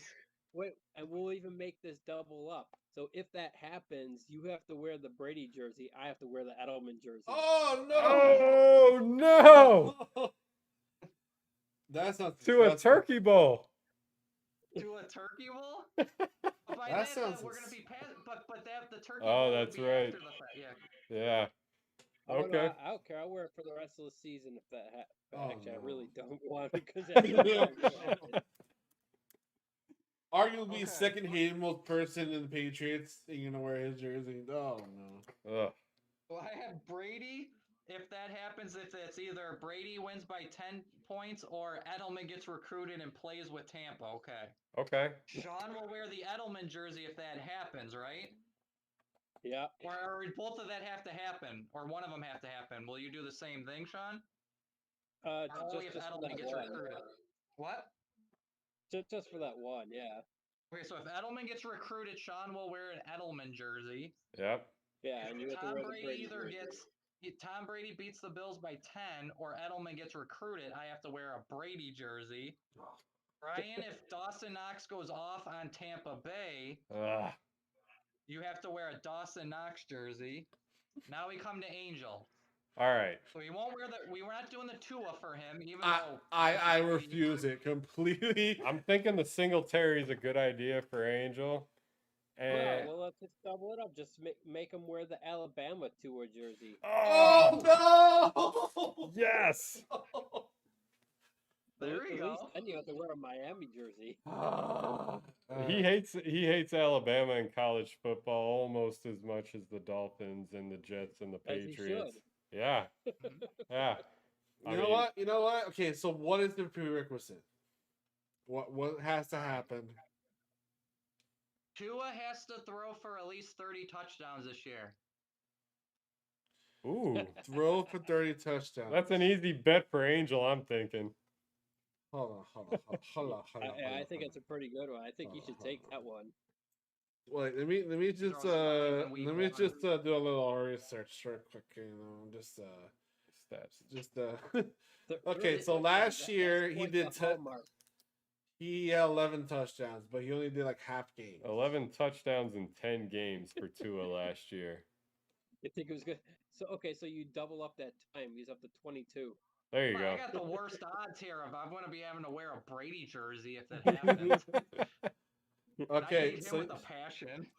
All right, Angel, 22 touchdowns. If he hits that mark, you got to wear his jersey for the rest of the year. No, you said 30. 22. You said 30. 22. I'm sticking with 30. Do you have that much faith in your boy, your homeboy, Tua? The guy you love so much? Starting. And 22 is middle, like lower ground quarterback. At the beginning of the year, he's starting. Who knows what'll happen? Like I said. 22 is Ryan Fitzpatrick. I hope he throws a 5-burger in week 1. Who does he play week 1, Miami? Does he have the Jets? New England. New England? Okay. Yep. Possible. Yeah, so come on, Angel. 22. I'm sticking with the 30. The 30 was a good, reasonable thing. If he's gonna progress, let's meet in the middle at 25. What? 25. No. As soon as he hits 25. I can see that happening. If he starts every game at middle of the ground, he can make that number. Josh Allen made that number in his worst season. Are you really comparing Josh Allen? I'm just saying it's an example. Look. Has Tua made any team their son? His son? I'm just saying. All the other bets are pretty reasonable. I think 25 is probably a little bit more reasonable than 30. Okay, 27. We'll call even. No, 25.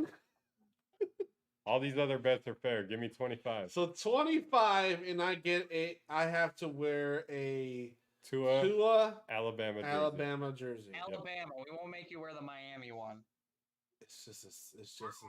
Unless you want to make it 30, but then it has to be the Miami. Oh no! I stick with Alabama. All right. 25. 25 in Alabama. 25. I will wear a Tua stupid jersey from stupid Bama if he scores 25 passing touchdowns. Passing touchdowns. Passing touchdowns. You hear me? Not rushing with his stupid feet. Passing. You guys don't know how much he hates Tua. How much he hated him since college. That's true. Don't worry, Angel. He'll be throwing the ball. He's got Jalen Waddle now. He'll get to those 25 touchdowns in 5 games. That's if Waddle can even reach with his 5'8" ass. Anyways. After I wear the Brady jersey, when I lose this bet, it's getting burnt afterwards too. Just so you I'll be glad to watch that. You know what really suck? You know what really suck? I got one more. If every one of these things happen, Just imagine that. If all these things actually came true, we all have to wear. We all have to wear. I'm the only one wearing a Bills jersey, and I hate it as much as you guys hate everything else you're doing. It's ridiculous. Right. Uncle Eric, what'd you have for your last one? Which one? You were gonna say something. Oh, I was just gonna say, I was thinking of, it wouldn't have been something if like our bet that me and Sean, like we had to wear the Tampa, and then we sweetened the pot and said we had to go to the Tampa, the Bills game and wear those jerseys. But I don't want to make it even more worse. Oh, that's painful. Then at halftime, you can have your Bills jerseys underneath and just take those shitty jerseys off and just flash the Bills ones. Right. You know what? I would sign up for that. Remember when we went to the Cleveland? Was it the Cleveland game, Brian? Where like the one lady took off that jersey and we threw it in the nachos in that. Do you remember that? I do remember that. Yeah. I was drunk as a skunk, but I remember that. Yeah, you were high-fiving that one guy like he was your like best friend, and then I forgot what jersey it was. I think it was like I thought it was one of the cornerbacks that wasn't on the team anymore, but he was playing with Cleveland or something like that at that time. And she just like, I'm done with this, and we just threw it, and it landed in nachos and everything, and then we threw it down further. But That's yeah, I just great. remember that. Yeah, that was fun. That was a lot of fun. Yeah, that's one of those All right, games. so you got this written. You have this written down, right? You know, in stone. So Angela can't back out.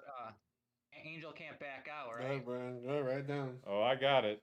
I mean, look, right. it's on the stream. It's there forever unless I delete it by accident, but it's there.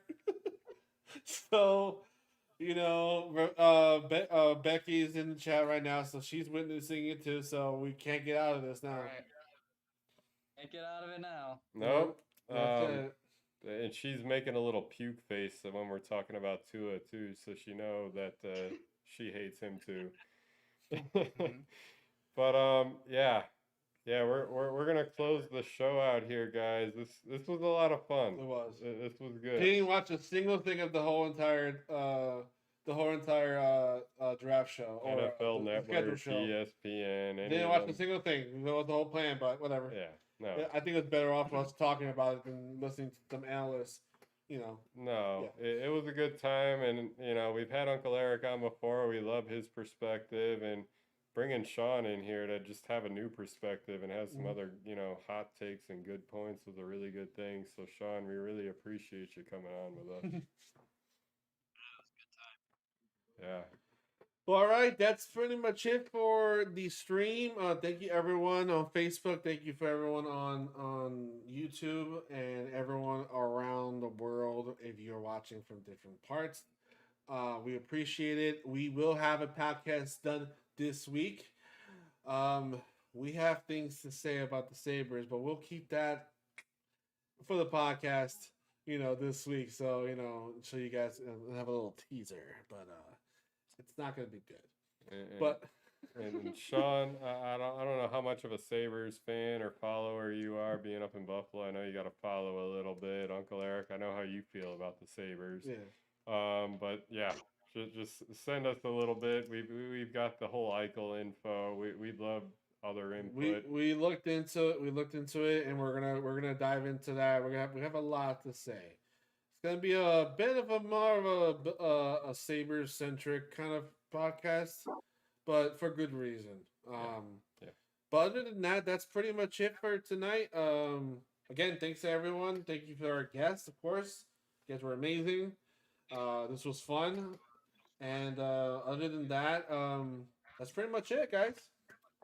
Yeah. Yeah, have a good night, guys. Thank you again for having me. And Sean, thanks for coming on. And as always, guys, keep up the good work with your podcast. Thank you. You guys spread the good word, you know. Sean, spread it around to your friends and that. I mean, it's a really good take they're doing for the city of Buffalo and that. And I'm sure anytime you want to give your opinion, you're always welcome. They're always willing to hear our perspectives on things. So just keep up the good work, Brian and Angel. I love being on. And anyone you want to have on too, we always like to hear, you know, great things about the city of Buffalo, you know, where we're, you know, our hometown. Yeah, absolutely. Any friends of yours, Uncle Eric is a friend of ours. So anytime you got anybody wanting to throw their input on, we're gonna appreciate it. We're gonna run with it. Especially you, Sean. Thanks again for coming on with us. We're gonna probably release our next episode Friday?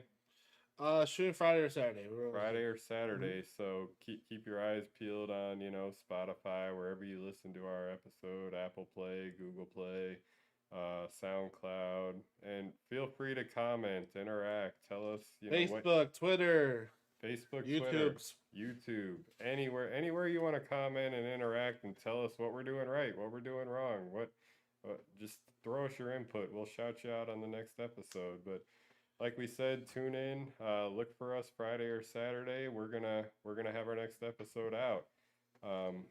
Till next time, thanks again, Uncle Eric. Thanks again, Sean. We appreciate you being on with us. Peace out, y'all. Later. But yeah, that's pretty much it.